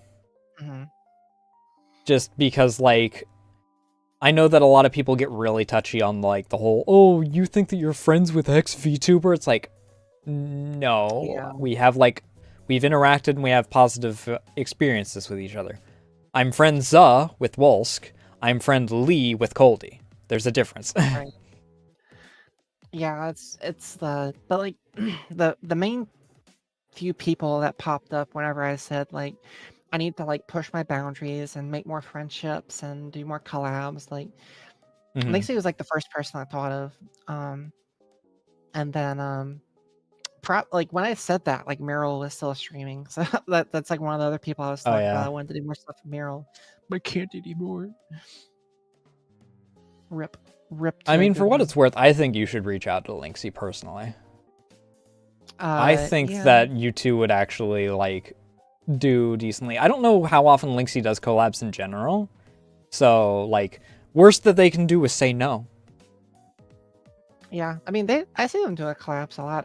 I would want to kind of spend more time in their community first, before doing that, because I want to, like I said before, like I want to probe their energy. I want to like kind of probe their community, kind of like get their vibe before I even think about doing anything like that. But yeah, at the end of the day, like it's still just that nagging feeling in the back of my head, like people are gonna think you're being desperate for views and stuff. Yeah. And I hope no one thinks that, but there's always gonna be some. I mean, a lot outsiders are going to, just because, oh, wow, okay, I see how it is. You dared to coattail on to freaking, because, like, I think people even said that about Heavenly in regards to Zen when they became friends, because it's like... Really? Yeah. Like, Heavenly was already, like, crazy popular before that, though. Yeah, it's like, Heavenly had his own community. He was friends with Badger and, like, got his own community, like... Even apart from that. Crew. Like, what are you talking about? What? I don't know. He didn't... I mean, sure, maybe he, like, gained people because he has charisma that he might not have met if he hadn't become friends with Zen. But saying that he just became friends with Zen to get to her viewers is stupid. Like, what people don't realize is that Heavenly... he lurks in so many streams you would never imagine.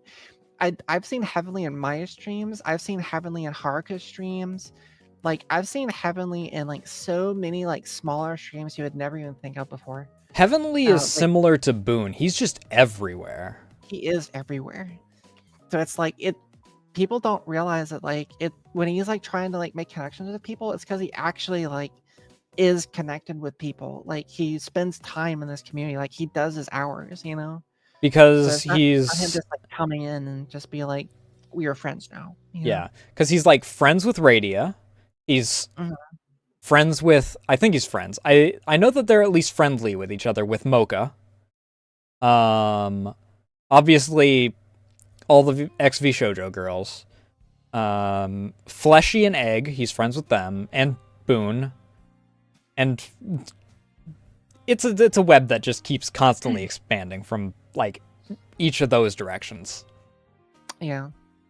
Heavenly is got a lot of charisma, and he's friends with a lot of people, is the point. Yeah. Also, Obi, no, please don't do that. I would die from embarrassment. Please don't. But yeah. Also, I advise against doing that, because if you do that, it puts people on the spot, and normally that's a good way to make it to where they blacklist on that kind of stuff. Oh, yeah. I mean, that goes without saying, yeah. I mean, that's like... I know that you're joking, but it is something that I should mention for, like, anyone that watches in the future. Right, exactly. Don't try and just freaking put streamers on the spot when you're rating in from other people. Yeah, exactly. Exactly. But blacklists aren't real, right? But I guess that kind of answers your question, I guess. So if I had to, like, list 3, and, like, this isn't me saying, like, you know, I want to, like, climb the ladder, so to speak. It's just, like, people are really... Hey, Bill, how you doing tonight? It's like, people want to get to know better. Is Linksy, Well, I guess back then it would be Meryl. Um, but I guess maybe like Clover and Ricky. Oh, and Teeny. Teeny Tanuki. I don't know if you know her. The name rings a bell. She's I've rated her a few times, but she has that. That's like, probably that how I know her top then. model.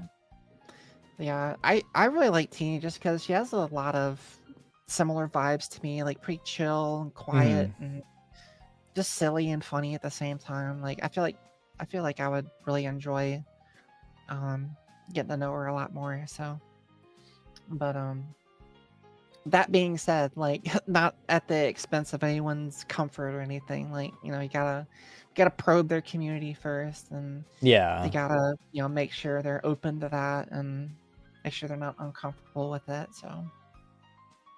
And yeah, I know you were joking, Tiny, but I feel like anytime that there's an opportunity to like mention for the posterity of like any comments, take an opportunity to do a little education based off of a thing that comes up. Mm-hmm. Yeah. Yeah, I don't think anyone from my community would do something like that. Like seriously, like Oh yeah. most people from my community understand that that's kind of weird. Like make things super awkward. So don't do the taboo things, community. yeah. But yeah, I would say those three. But yeah, I definitely think that like reaching out at the very least. A lot of people advise like playing games or whatever, like reaching out to play games like behind the scenes, like regardless. And if they decide that they want to collab then like feel free, kind of deal. If you're too nervous to go, like, hey, do you want to collab? Blah blah blah. That's a good idea. Yeah, just kind of like, yeah, I know what you mean. Yeah, it's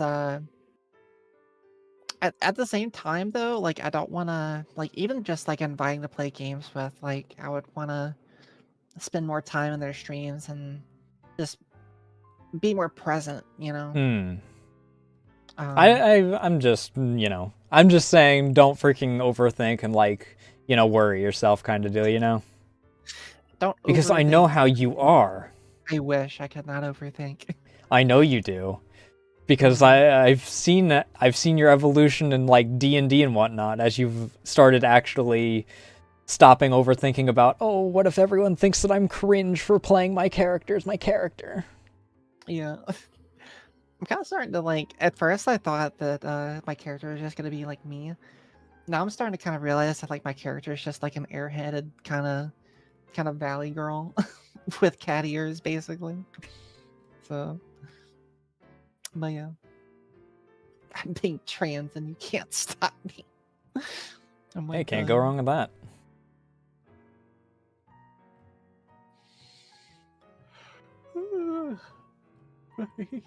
But yeah, I know that I'm freaking pot meat kettling here right now, but you need more confidence. Thanks. It's definitely an ongoing thing I'm working on for sure. Because I mean, you outright say, "Oh, but I just kind of be sitting there." It's like, no, you have that kind of chemistry. You've been able to carry like portions of this, like just tangenting from place to place on this. You are better at this than you think you are. Thank you. That's one of the things I was talking about earlier. About how like I know I can do a good job doing that stuff, and I know I can tell good stories, and I can talk about like more openly about sex and stuff. It's just that I think part of the one of the biggest ways I personify it is there's like a screen door, there's like a mesh in my brain, and every day I'm like trying to poke holes in it, but it still filters out some things I don't want it to filter out. I can think of at least 3 people that could deal with a filter as thick as yours is. Yeah. And there's every day I'm trying to better myself and figuring out which parts of the mesh I can poke holes in and which I should just leave up. And it's because anxiety will tell you just leave all of it up and put like 3 more meshes up. Like, don't let anything weird out at all. Yeah. So that's been something I've been kind of working on for a while now. So, And you've definitely made massive strides. Like, you are... Honestly, the way that you perceive yourself as, like, that quiet, I can't do anything kind of deal, you were kind of that person, like, really early on, back before you even got, like, the new design in this. You have made, like, massive strides in regards to that, for sure. oh, Now, you. if only you actually accepted the confidence that you have made those strides. Yeah, I was gonna say, like, I definitely feel like I've improved. It's just like taking that improvement and using it as a springboard to improve more. Mm-hmm. That's it's a journey. I mean, yeah, it's entertainment is a skill, despite what, like, everyone says. Everyone's like, oh, it's a talent. You gotta freaking already start off with the ability to draw 17 feet in order to be able to draw the rest of the body, and you've got to be able to yap about freaking your favorite book in order to be able to yap about what you had for breakfast, blah blah blah. And it's like, no, it's a skill. You can learn it. You don't have to have like both of us are examples of that. Like, you have made massive strides since you started. I've definitely made massive strides. I freaking used to go for 8 hours of a stream and talk like 4 words maybe. Yeah, one of the things I've learned from my community is that sometimes all you need to like get people to stay and watch is just be comforting and just be like really chill and just be a place where people can wind down and just relax. Like, you don't have to like make people laugh 24/7. And oftentimes, like, I have been told by a lot of people to just stick with what I'm good at. And what I'm good at apparently is just being very chill and comfy and giving people a nice, chill place to hang out in. And which so honestly, with how everything's been for the past like 2 or 3 years, freaking people need more places that they can just kind of chill and unwind. Yeah. And so, like, at the very first, like, when I first started, I was really trying hard to, like, be funny. But I very quickly realized that, like, it's better if you just let the funny come out naturally and just be yourself instead of trying to force funny. Because, like, forced funny might be funny for a couple times, but it gets old really quick.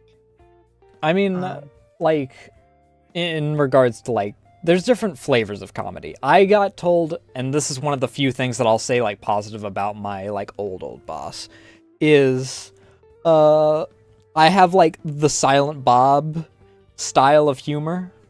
Which I don't know if you're familiar with Jay and Silent Bob. Don't ring a bell.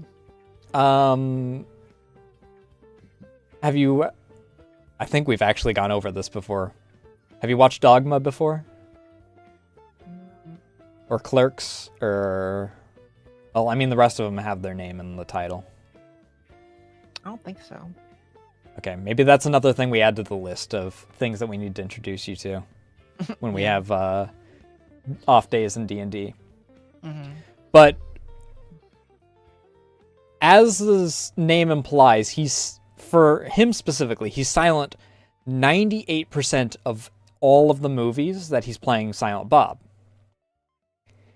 And he will have one really, really, really good line at some point in the movie.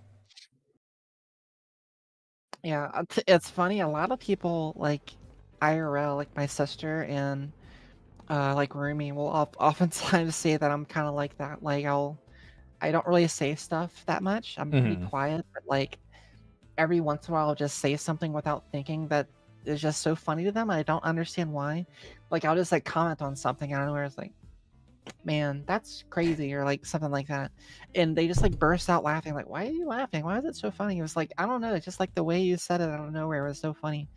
So apparently, like, according to my quote unquote family, well, my sister and like and Rumi, I guess I'm kind of like that. Like, I don't know if I've done that on stream before, because like I guess being on stream you can't really like be silent 98% of the time, so it doesn't really work.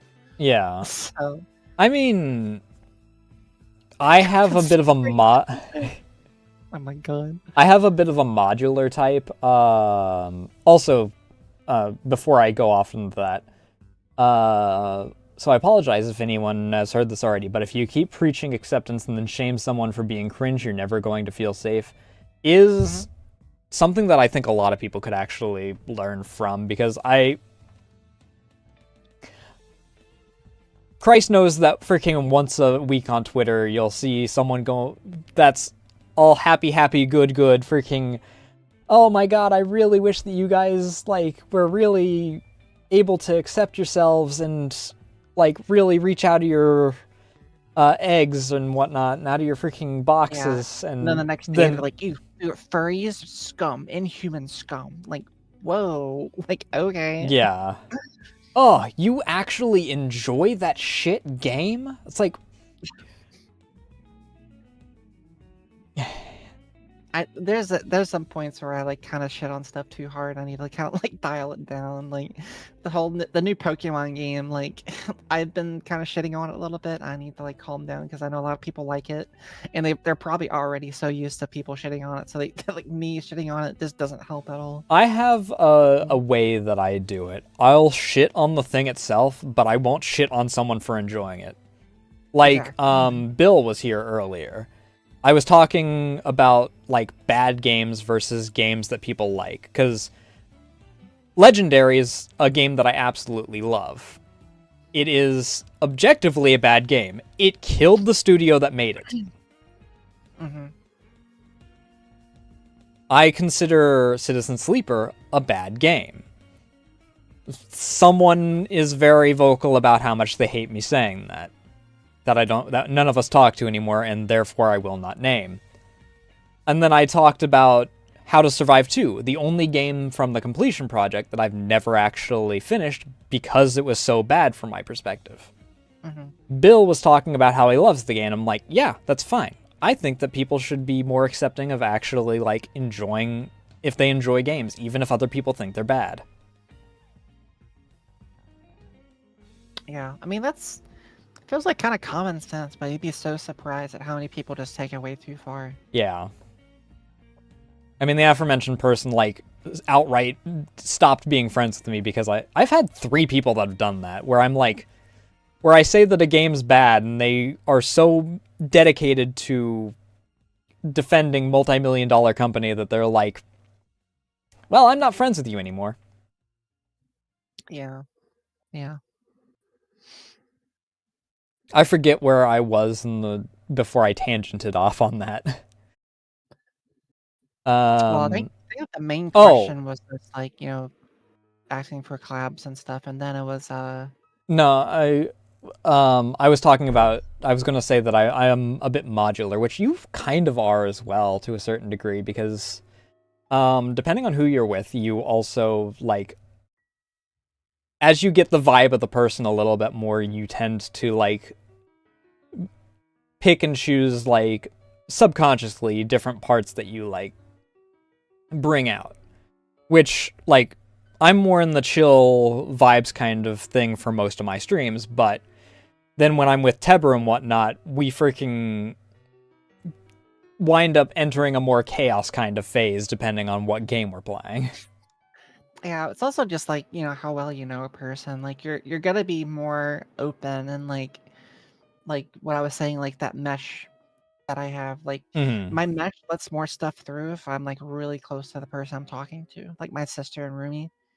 Or Mural. I know that you, like, have been more open, like, when you've done streams with Mural. Right. Yeah, exactly. Go figure, one of the people that got you out of your egg is a person that you're very comfortable with. My egg hatcher. My egg incubator. Surprise of the century. Person that you were comfortable enough for one of the, like, biggest decisions of your life is someone you're comfortable with for casual things as well. Right? It's crazy. Stretch.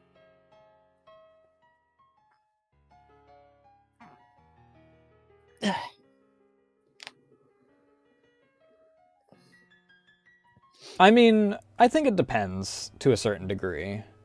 Like, I don't think that anyone's going to say that Castle Miner Z is like on par with Doom Eternal, for example, because one's an indie game versus like AAA game kind of deal. I think that there's like certain levels of it. I think that you can have like a normal talk. Yeah, it's like with the Pokemon game, it's just like the screenshots of like the building walls with like the 380p flat textures of like railings and flowers. It's like, bruh, like this is a Switch 2 and it's 2025. Like I'm playing Tears of the Kingdom in 60 FPS and we get this. Like, come on. The primary issue I have with it is the sheer number. Yeah, I definitely agree that overhating's a problem. The sheer number of cutscenes that they have, that everything that they set up for implies that it is very vocal heavy, and then they don't have any voice acting to it. That's so stupid. I don't know. Like, there's one scene that people were sharing around where it's like a concert and whatnot, and like, yeah, it's like a concert. Everyone's like, this is awesome, and blah, blah, blah. And it's like, you don't even have, like, a person singing or anything for this. It's just... Man, like, I wish I could It's a guitar line that's lower than my freaking background music is, dude. Yeah, it's great.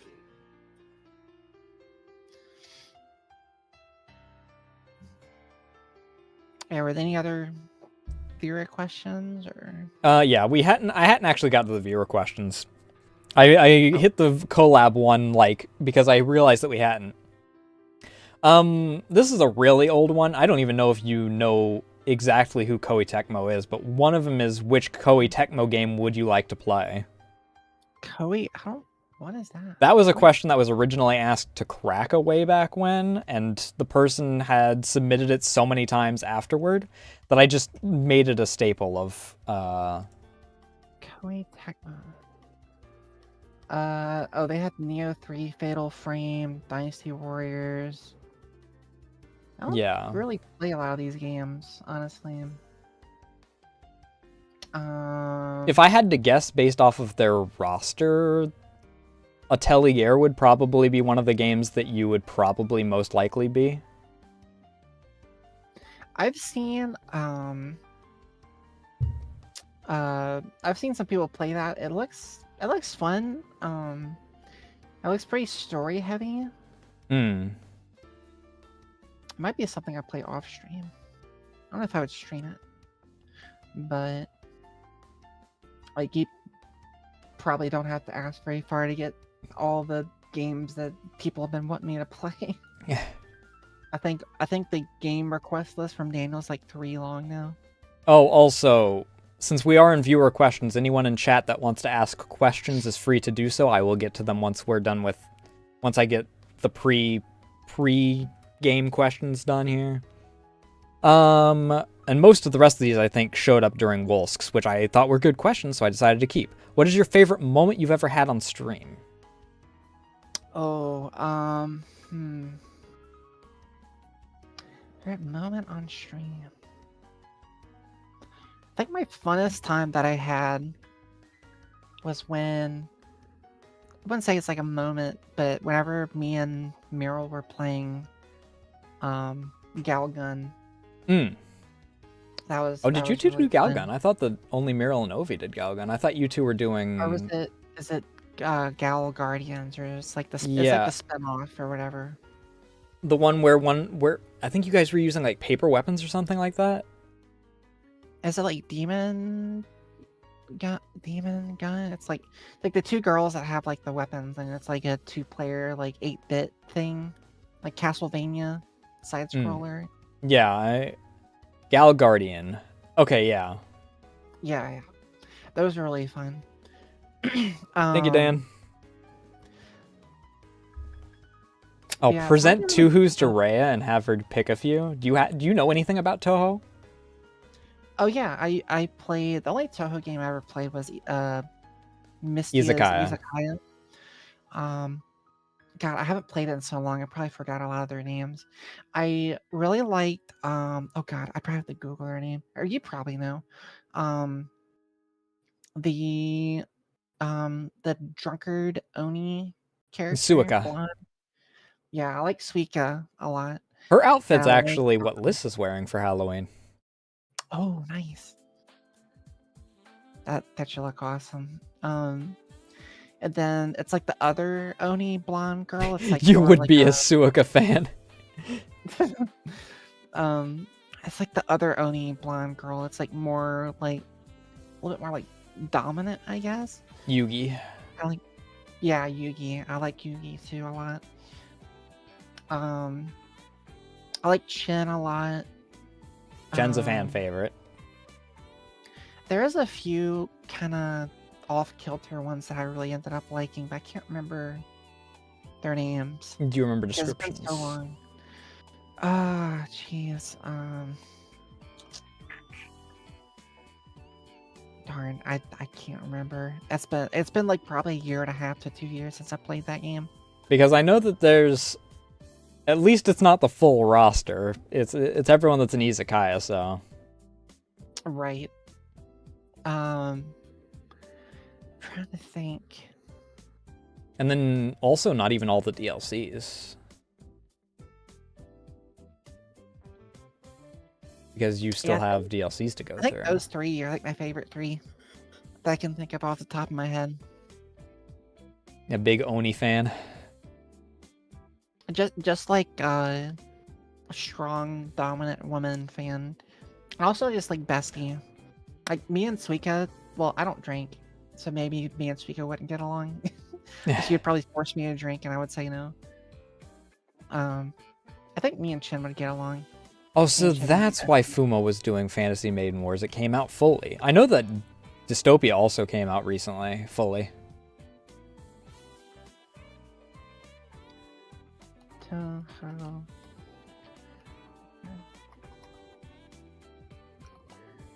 just gonna scroll down the character list and see if there's anyone that catches my eye that I forgot about.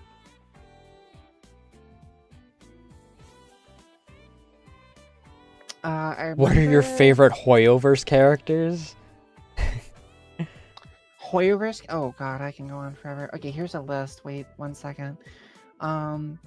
So I'm looking at all the izakaya characters. Yeah, Suika was definitely a favorite for sure. Oh, I liked Sakuya. I like Sakuya a lot. Yeah, a lot of people like Sakuya. Teber also really likes Sakuya. She was pretty cool. And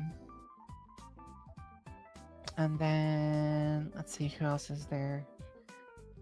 I only played until DLC 4. So anyone after that I'm not too familiar with. Oh, I thought you were DLC 3. Maybe let's crack it that's DLC 3.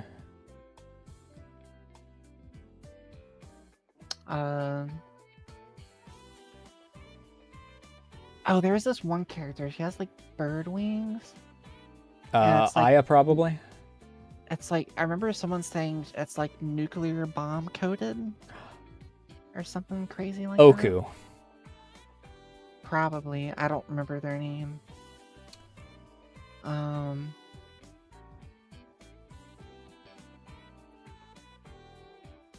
Yeah, I guess so. I don't know. VTuber Hoyoverse stonks are in shambles? What happened there?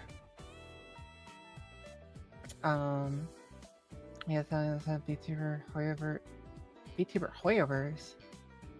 Oh, I have no idea what that means. Hoyoverse characters. Oh gosh, that's such a wide thing. I know that Sucrose and Pila were two of them because that's how you got me into Star Rail way back when. Yeah, Sucrose and Pila are definitely bestie status. I mainly play Zenless right now. Jane Doe, and Trigger are two of my favorites. But there's so many more of that. Like there's Ellen Joe, Neko Maya, like I actually, in my freaking Brave browser, have a particular animation involving Jane Doe and Ellen as on one of my tabs. Hell yeah, let's go. Yeah, there's a lot of good 3D animations, quote unquote, of that. As far as Star Rail goes, yeah, Palo's a good one. I really like fuck. I don't really play Star Rail that much anymore except for the story. Um but oh, Sparkle is a big favorite of mine. I like Sparkle. And Silver Wolf. And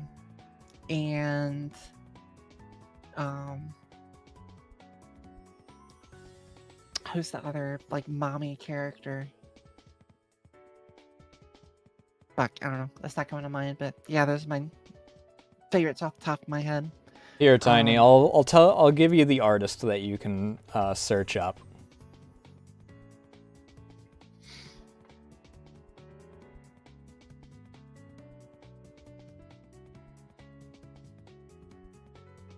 Enjoy. As mutual friends with Survey for Hogwarts stories, that was right there. Oh yeah, that's a big talking point I can go on. That's kind of a complex situation. But I will say I don't like no. I shouldn't go. I shouldn't get into that drama. I really shouldn't. Yeah, probably for the best. Yeah. That's like I freaking, despite the fact that I on friendly terms with a drama that recently flared back up again recently, I don't talk about it. Yeah. Because I'm not reading 1,000 fucking pages. Anyway, next question on this roster is favorite community meme. Community meme. Like specifically in my community or just like in general? Both. Let's go with both. Specifically in my community,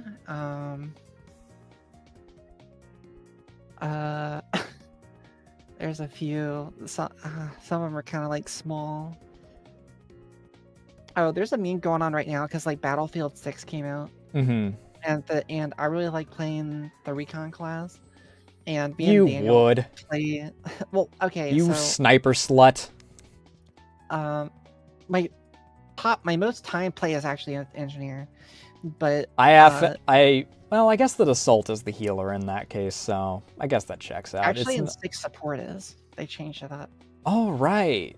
I mean, they were kind of shifting away from because medic was a designated class in Battlefield 1 at least. Yeah, but the Daniel has been teasing me a lot about because there was so many times that Daniel was like in a tank and like pushing objective, and I was just like sitting in the back trying to get headshots to unlock like a sniper scope that I really wanted. And he gave me so much shit over it. So now like everyone teases me. It's like, oh, good. Wow. Dan's actually a good tank pilot. Dan, major props to you. Christ knows the number of games where I have lost my mind because tank pilots just want to sit in the back and snipe with their goddamn tanks. Oh, you get a lot of kills that way. You don't take objectives that way. But because they don't understand that freaking tanks are supposed to be support vehicles. Right. But yeah, I'd say like, because I just looked at my stats today, I'd say it's like 2/3 is engineer and 1/3 is recon, so. But yeah, he gave me so much shit over that, it was funny. But then, I mean, heal sluts are for MMOs. Freaking sniper sluts are what are Battlefield because snipers are pillow princesses. They just sit back and then freaking let the points come onto them. Well, before in like past games, what I'd do is I'd get like I play like aggressive recon, right? Mm-hmm. And like get really deep in enemy lines and plant the respawn beacon, like really deep, so we can like capture a point. But now the recon class doesn't have the respawn beacon anymore. Now it's the assault class that has it, so I can't play it. There's no real point in playing aggressive recon anymore. Yeah. So it's just like they ruined like my favorite playstyle, which sucks. But going back to memes, I guess like am I like general VTuber favorite memes? Gosh, it's gotta be bounce on it, Dio. It's a good one. all of Henya's corrupted phrases that she learned. Those are really funny. Freaking after she got exposed to Amma, and Amma started corrupting her freaking vocabulary. Yeah, and then heavily just died inside because this Oshi is getting corrupted in front of his eyes. Tags. Yeah. You know what? Never mind. We're not going into those tags.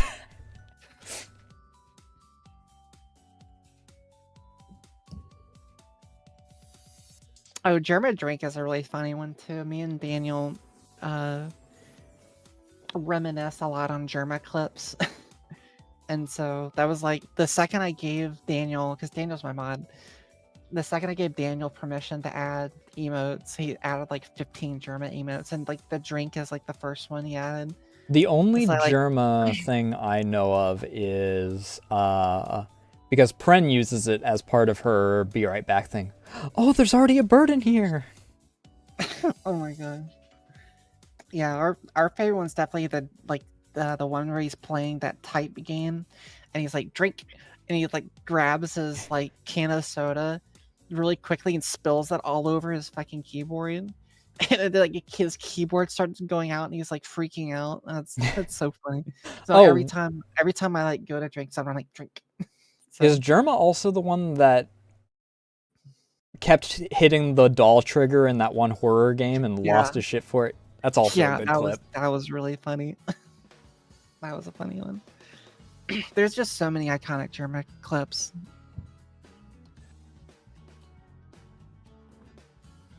Speaking of which, drink. Let's drink some water. Did I miss any chat questions? Have you seen the Dan did ask what 3 games earlier. Oh, Daniel knows. He's just trying to mess with me. Oh my god. What was the question that you were about to ask?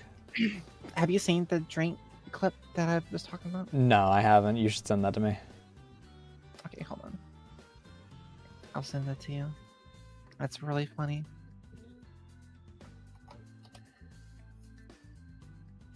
There you go. Let me put this into this private window that has the Koei Tecmo games on it. It's only a minute long. Let me... False, wrong. The only game I think I should play Opus Echoes a Star Song? What is that? It's I think, if I'm not mistaken, I think I actually have it. It's where is it? Opus.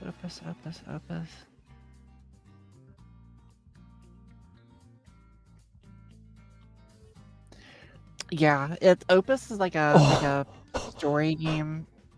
Are you watching it now? Yeah. It's like a cute little story about like a robot in space and like fixing a telescope, and it's like a story game. I started playing it. I need to finish it. I actually did start playing it. When are you playing To the Moon, speaking of spaceships? Oh god, I watched actually PewDiePie play through that like 5 years ago. Yeah, I think I watched Mark way back when. And so I probably wouldn't play it on stream just because I already know the ending, and that would probably spoil a lot. Yeah, are you planning on playing any of the sequels? I didn't know there were sequels. Yeah, there's fucking what are they called? It's something Paradise, I believe, and Finding Paradise, and something else. Are they as good as the original? I've heard that Finding Paradise is really good. Imposter Factory? Question mark? Oh, my headphones back. I got to plug my headphones in.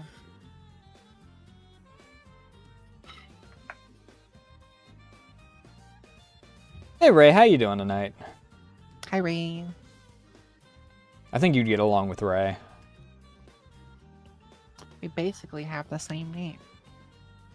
Yeah, that's she's commented on that a few times. Something that's really funny. I don't think I mentioned this in Maya's streams. Um, everyone calls you Rhea. Uh-huh. The only one person who doesn't call me Rhea is Maya. She calls you Ray. I know. I was very confused when I was trying to find the portion of the video with the professor story. I'm Yeah, like, is Ray Rhea? I'm pretty sure I've corrected her a couple times at least, but she still says it like that. So I'm just kind of like, fuck it. Like my name's Ray when I'm in here now. So, it's close enough. So This one I'm not entirely sure if you actually have an example of.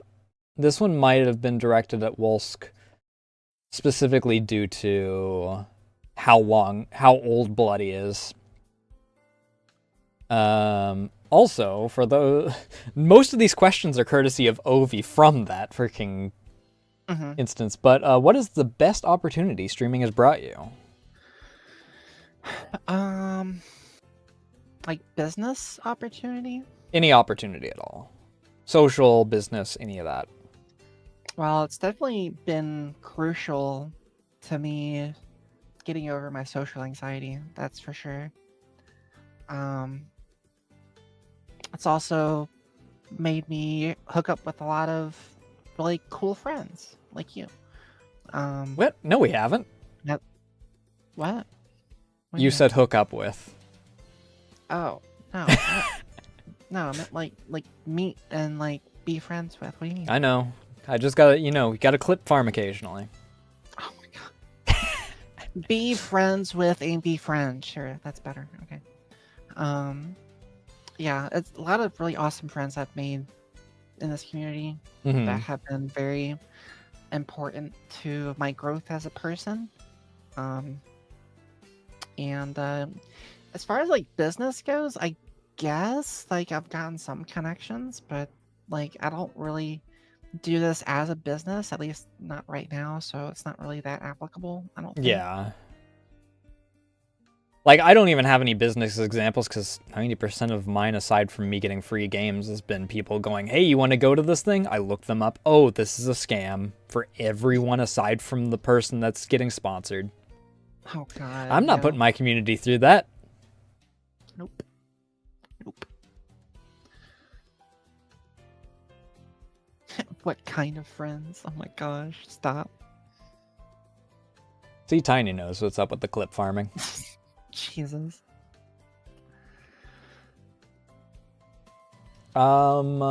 What is your overall goal with content creation? Um,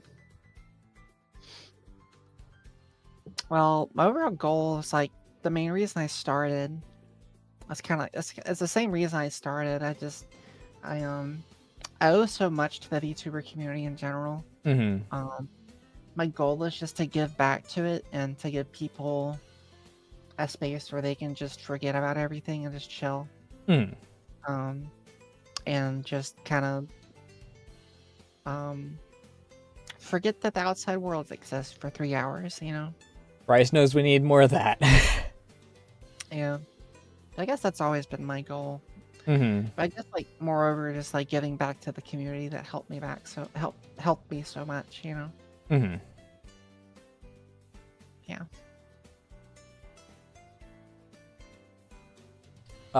Favorite person you've met through streaming? I have my guesses, however. Favorite person I've met.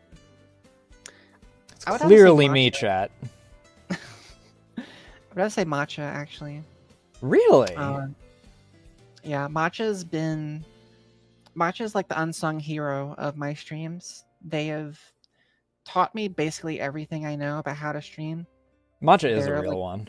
my go-to person if I don't understand something or how something works. They always Mm-hmm. help me out. I've just been a really awesome friend. Um, they've been there for really low points in time where I needed someone.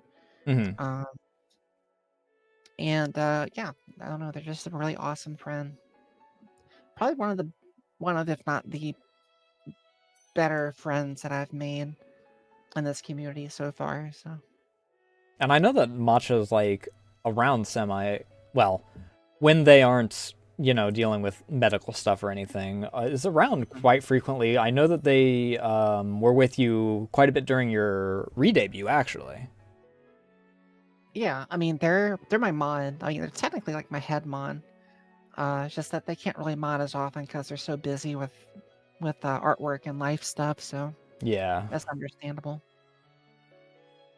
But like big events like anniversaries and 24-hour streams, they always find time to come by. Mm-hmm. So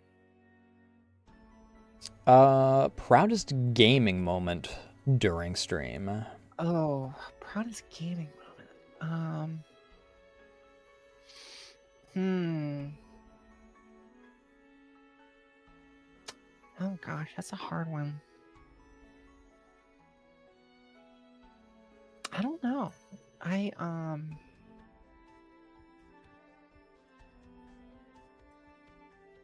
maybe like there's like probably like a Elden Ring boss that I beat at some point that was really hard. Mm. But I mean nothing in particular comes to mind. Proudest moment. That's a hard question. I just realized that I have to readjust you to actually be more accurate height because I forgot that. Because you were slumped down when I was moving you back originally. Put me under the desk. I'm not putting you under the desk. Not on this site. Not for free. Oh my god, shut up. Yeah, like I'm so brain empty when it comes to remembering my streams and stuff. I mean, I get that. I'll have some people come in and be like, "Hey, do you remember this thing?" And I'm like, "No." Fucking damn. That's another kind of like meme. But like I was doing I was playing Helldivers with like a jetpack and EATs. Mm-hmm. Trying to hit like trick shots and stuff. And Dan was giving me shit about like, oh, that's so cool. Like every time I would hit like a really cool shot, Dan would be like, cool. I'm like, really? I mean, you can be like more enthusiastic, like hype me up some. At And the so very now, least, every you're time- succeeding with the jetpack. I forget Yeah. who I was watching, but every single time they would jetpack, the only thing they were eating is shit. They'd freaking clip their foot on a freaking bar or clip it on a rock or something and just flail. Oh yeah, it happens to everybody. But now he gives me shit every time I get an EAT kill. He's like overly like hyping me up, like, whoa, that was so cool, Rhea. Oh my god. Like, okay, we get it. But, Get your own personal hype guy. I need to get myself one of those. I say that, but I freaking got hyped up the other day anyway, so. Yeah, I can't really think of anything off the top of my head as like a proudest moment.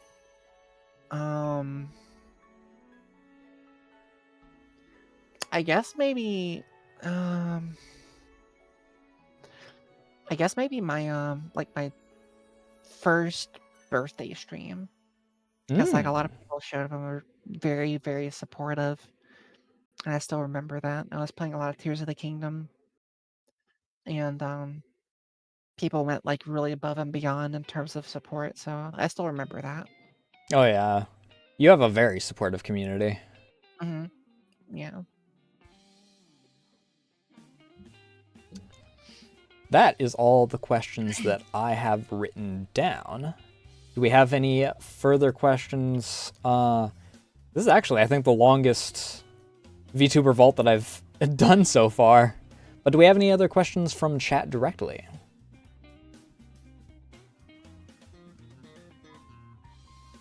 Yeah, I was gonna say I'm drinking my water. My voice is starting to go out a little bit.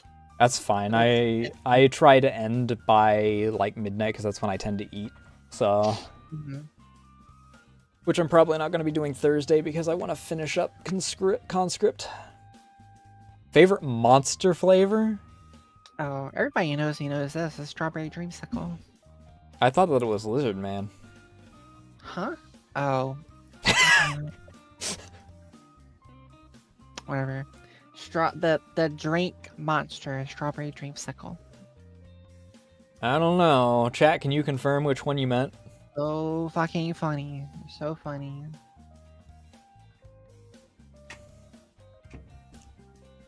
I get it.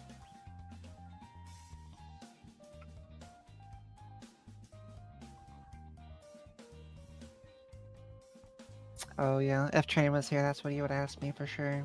And what would your answer be? I don't know, I just exist. I'm just here.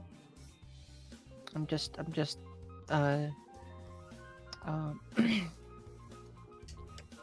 don't know, fucking I don't want to say God's EPS soldier because I'm not religious, but Twitch's EPS mooncat, I don't know. You know, fair enough. Oh, have you ever considered multi-streaming? Like to YouTube?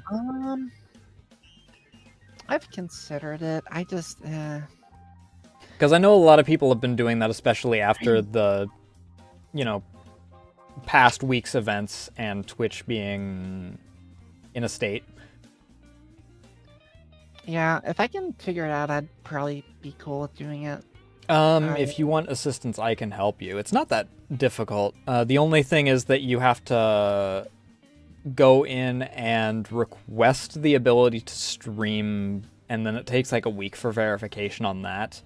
It's basically just to make sure that you're not, you know, going to immediately start streaming live leak until you get banned. Oh, yeah. Yeah, I wouldn't mind doing that. It's been kind of in the back of my mind.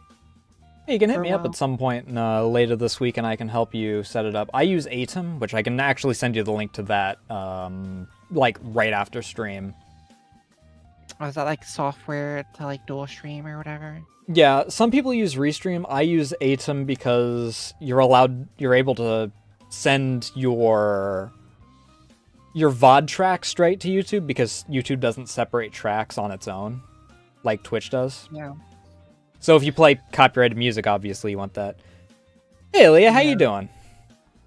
Yeah, Leah. Yeah, it's one thing I've learned about YouTube is that YouTube is really bad for discovering new channels, but it's really good for VODs. YouTube saves VODs really well. You can find people's VODs a lot easier. YouTube's not the best when it comes to while you're live, but since if you like tag properly, it is actually probably the best for discoverability because your VODs get turned into videos and then immediately put into the algo. Exactly, yeah. So, something I'd definitely be interested in the future.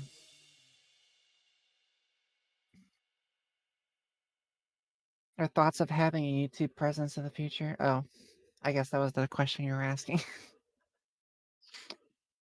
A YouTube presence, like specifically on YouTube? Probably not. I wouldn't want to stream just on YouTube for a lot of reasons. But I don't know. God forbid something happens to Twitch. I guess I'll have to. Or I'll just get a fucking blue Twitch. Who knows? I definitely recommend Blue Twitch. Even if you're not going to like do any of the lewd stuff on it, like it's actually a pretty decent site. Like it's better for live discoverability than Twitch is, in my opinion, because you will tag your profile with specific tags, and people can find you via that. Rather than exclusively when you're live via the game. Oh, that's nice. Okay. So it's like instead of being visible only while you're live, you're visible like all the time. Yeah. So like if you have the VTuber tag, then if people follow like Fifi and Cotton and that, they'll have the VTuber tag as part of their algorithm preferred tags, and it will suggest you and other VTubers to them. Yeah. And like Yeah, if you somehow- mark yourself like the trans tag, and then like Zai, I believe her name is. She has like both trans and VTuber, and then you'll get like, if they follow her, you'll get recommended as a result like that. And it's actually a relatively good system. I think that the only reason that Fansly, it has the reputation of being lewd.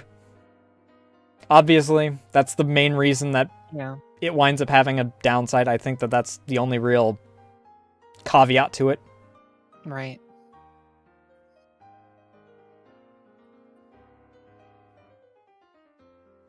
Yeah, it's definitely something I'm interested in. I'll look into in the future.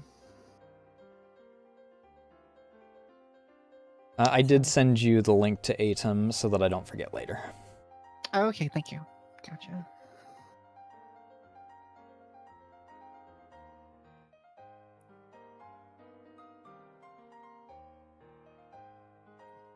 Yeah, it's YouTube's VOD saving is probably. I mean, most people have VOD channels anyway, so freaking having it there is definitely helpful.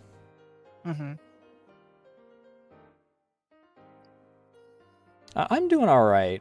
I was very nervous at the beginning, but I'm glad to actually have VTuber Vault back up and running. I just shouldn't be nervous around me. There's no reason to be nervous around me.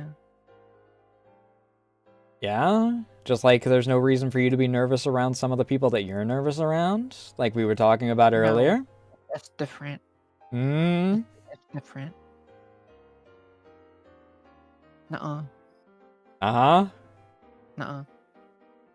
I am, you can ask for me, I'm a better nuh-uh fighter than anybody.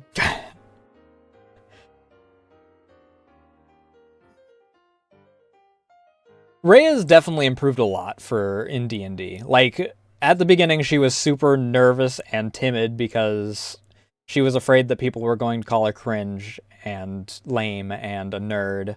I still call her a nerd because she's a magic user. However,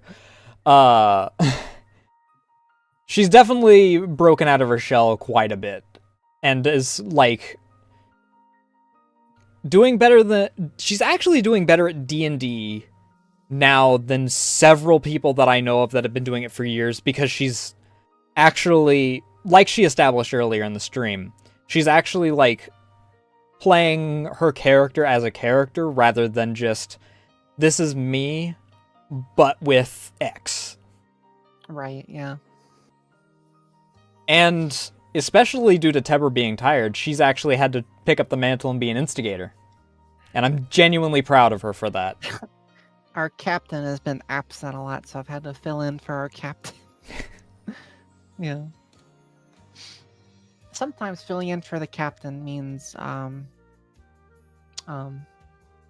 banging the other captain of our ally ship, but I mean, that wasn't a gotta captain, do that what was you a gotta first do. mate. Oh, I wasn't my first mate. So, when are you gonna return to your chasing of the forbidden nunchucks? Nunchucks? Lizard folk have. Oh, I get. I mean, I haven't really stopped. You haven't been trying to figure out the puzzle of how to get into that loincloth. I mean, it's not a puzzle. It's just like, I don't know. It's. I guess maybe I can try it now since I'm a little bit more confident. But it was kind of harder back then because I was like, I don't know what to do. She hasn't run into a dragon yet. However, there is a dragonborn that she's also interested in. Mm-hmm. She has her freaking scaly harem with her anytime she leaves the ship now. It's 2 people, okay? Counts as a harem. 2 people. Actually, no, technically 3 because there's my sugar mommy. So that's 3. There's 3 people, okay? Oh, man. Yeah, our campaign. But I am genuinely proud of the strides that you've made in D&D. Oh, thank you. I'm trying to be more confident and roleplay better. Hey, that'll be good for when you get onto that blue Twitch. Yeah. it's I kind of had a setback because like I mainly just played Baldur's Gate before, Mm-hmm. and like the way you play Baldur's Gate, it doesn't really teach you how to roleplay that much. It teaches you about like the rules of the game, Mm-hmm. how the game works basically, but like it doesn't tell you about like role playing and stuff like that much. So I was kind of at a disadvantage coming in, but I think I'm doing a little bit better now. I definitely think you're doing a lot better now. Like I said, you've definitely like shed some of that nervousness that you had in session 1. Shed a lot of it, I should say, actually, not just some of it. And then like occasionally you'll like that shell will start to grow back a little bit when we have like long stints and you're like, ooh, I'm being self-conscious again. But by the end of the session, you're back to, you know, doing really well. Yeah. If all else fails, I got my... I think soon I'll be able to shoot Eldritch Blast at 300 yards. So... Oh, you are going to go for Spell Sniper? I think I will. I think I'm going to. All right, time to toss in the actual sniper that I had planned for Syncope. I don't know how I'd actually freaking damage for that. That's why it was reserved for a modern setting. I gotta like duct tape like a sniper scoop onto my wand. That'd be funny. I have like 80 different ideas for creatures that I want to add just based off of art pieces that I've found. Mm-hmm. Well, I mean, we're on like island hopping adventure. I mean, the ideas are limitless. You do sea, land, amphibious, air, like... Yeah, the current thing that you're going to be dealing with, though, is something that I'm always afraid of in any system.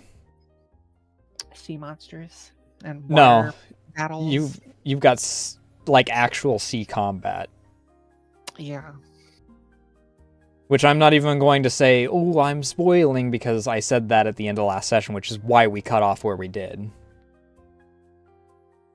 Yeah, I think we cut off at like some ship rolling up. Like, how do you feel about ship combat or something like that?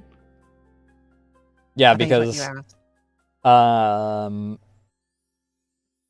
rolled to see if the ship was going to be in visual range when you were on your way in, and then I rolled effectively the ship's perception. Mm-hmm.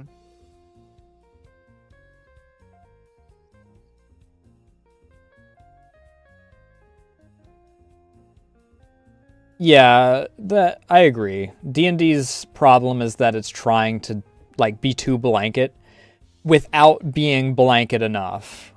Mm-hmm. I mean, God forbid if D&D ever decided to be GURPS, though, so... Yeah.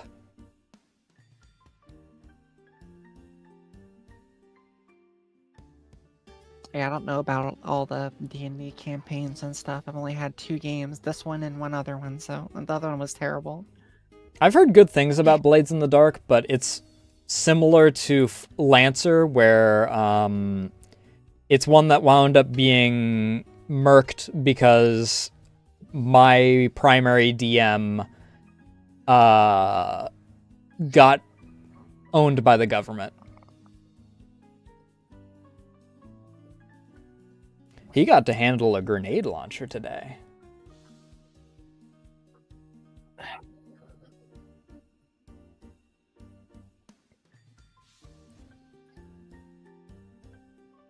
But yeah, D&D has been fun. Hopefully we get to play it this weekend, but I believe I'm free, so we should. I at least from my angle, will be good. I mean, you're obviously free. I guess it's down to Teber and Nami. Mm-hmm. Any last minute questions? Because we have reached 12 o'clock. And if I keep asking for questions over and over again, then poor Rhea is going to be here all night. Yeah, I was gonna say my voice is kind of starting to go out, so. And I also need food, because I am actually getting the shakes, so. Oh, no.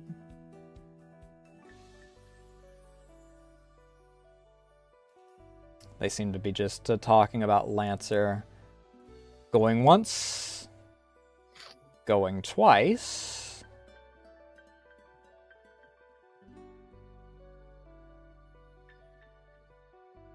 When is stream ending? Right after we do our outro. I suppose that the final question then, in that case, is do you have anything you'd like to plug or advertise or anything? Any plans coming up? I'm doing a spooky stream for Halloween this Friday. I was gonna originally do 24 hours, but I thought about it. I was like, I don't have that much energy. So, I mean, that'll be a longer stream, so I'll play some spooky games. Plus, since I have off work this week, I'll be streaming pretty much every day, which doesn't usually happen, so. Which Nightbot did its automatic thing where it advertised just a second ago. Oh, nice. Okay. So I actually don't have to do that on that. So I believe that's everything then, unless you had something that you would like to add just on a personal level. Thanks for inviting me. It was really fun. Of course. I had a good time. Obviously, considering this ran about double the length of what I normally aim for, actually. Yeah. If you ever have any other group stuff you want to invite me to, feel free to invite me. I don't know what time you... I mean, the primary other thing I have is later this week I have a collab for... I believe she said Lethal. Lethal Company. Yeah. It's like at 10 a.m. my time, which means it's like 7 a.m. your time. Oh. Well, I mean, I will be off. I don't know. We'll see. Send me the deets. Okay, will do. How many Rheas would feed you? This is not a metaphor, this is cannibalism. Wait, I don't know. Rhea's kind of small, like we already established, very carryable. It doesn't take long to fill me up on food. Like I ordered sliders today for me and Rumi, and I had like 1.5 and I was full, so.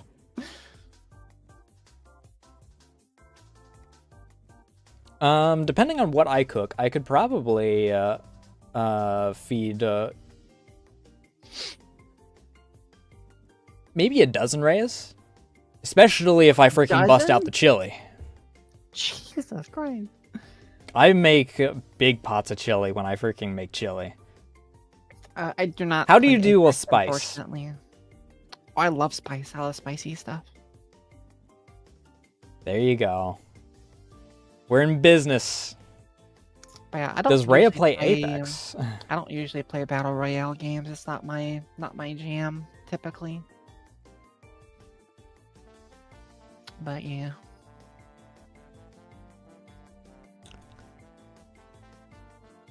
I believe that is everything then. Thank you for joining. I'm glad to actually have Vtuber Vault, and I'm glad that I was able to have you on for it, considering I meant to snipe you months ago. Yeah, that's fine. It was fun though. I appreciate you inviting me here. But of course. And then we'll also possibly think of other collabs to happen. The difficult thing with collabs when it comes to Ray is her work schedule. Yeah, I'm either working or streaming or sleeping. Which is why we decided on today, because she's off for the week, so I was able to... Yep. I was able to get a confirmed date. Yep. Did you have anything you wanted to leave on?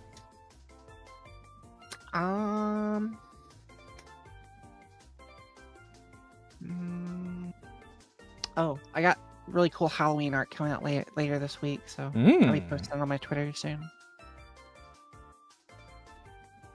You always do wind up finding good skeb artists, and I think you've also... Yeah, because you did the Sarah art as well. You got one from Sarah Zeal. Mm-hmm.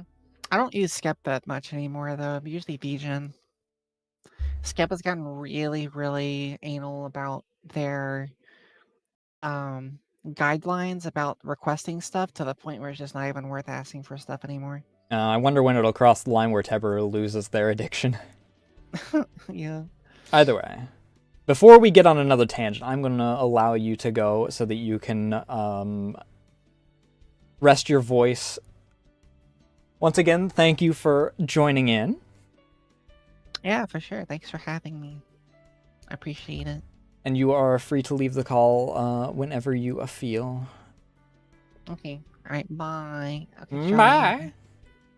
me.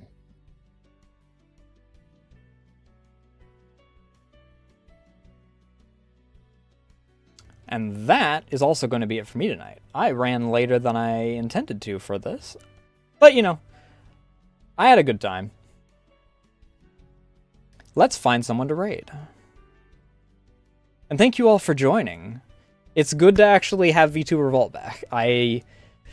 As I mentioned to Rhea at the beginning of this, my last Vtuber Vault attempt was before Rayora was Rayora.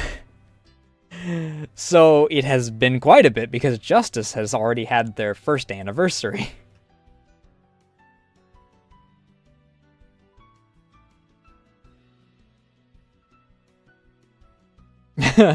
Yeah, that's actually an emote that I have. I got it because I kept using I didn't have access to a smoke emote reliably, and I also enjoyed the Slept Daniel. But I didn't have access to that, and I kept using smoke emotes because of how much drama was happening constantly.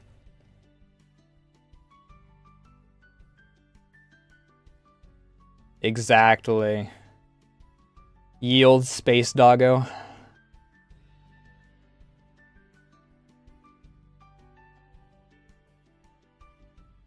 But let me hunt down someone to raid.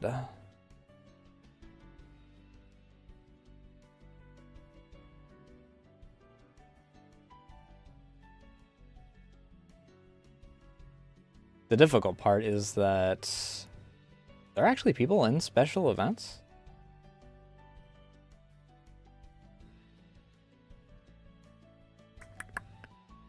Chat, pick a number between 1 and 2. Or, well, pick 1 or 2, I guess.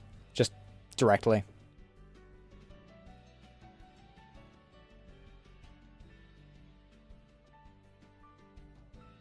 First come, first serve on that. I can only imagine being like a full-on extrovert. Freaking... I spend so much time just doing stuff solo that I don't know if I could. Freaking... 1.5. Alright. Amaya is doing a new outfit debut.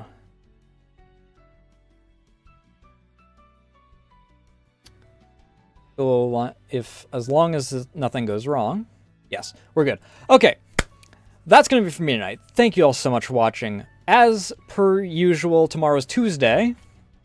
We'll be doing 2 Who's. We'll be doing some more Kubanashi recollection.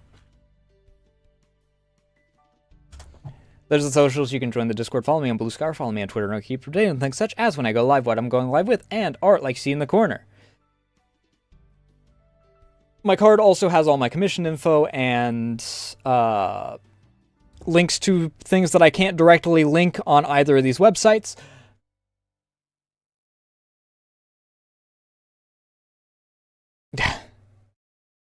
You know, you choose whatever raid you want. Behave yourselves, you know the drill. If you make a fool out of me or out of yourselves, you will not be allowed back in. Send plenty of love, and once again, thank you for allowing me to bring back Vtuber Vault. I have wanted to do this for quite some time, and I'm so glad that it was received well. And the VOD for this will, A, be up on YouTube as is, but the more edited version, it's not going to have a whole lot of editing, will be up on YouTube soon. Thank you all so much for watching. Thank you for the follows, raids, all that good jazz, and I will see you guys tomorrow if all goes to plan. I'm out of time. Love you all. Bye.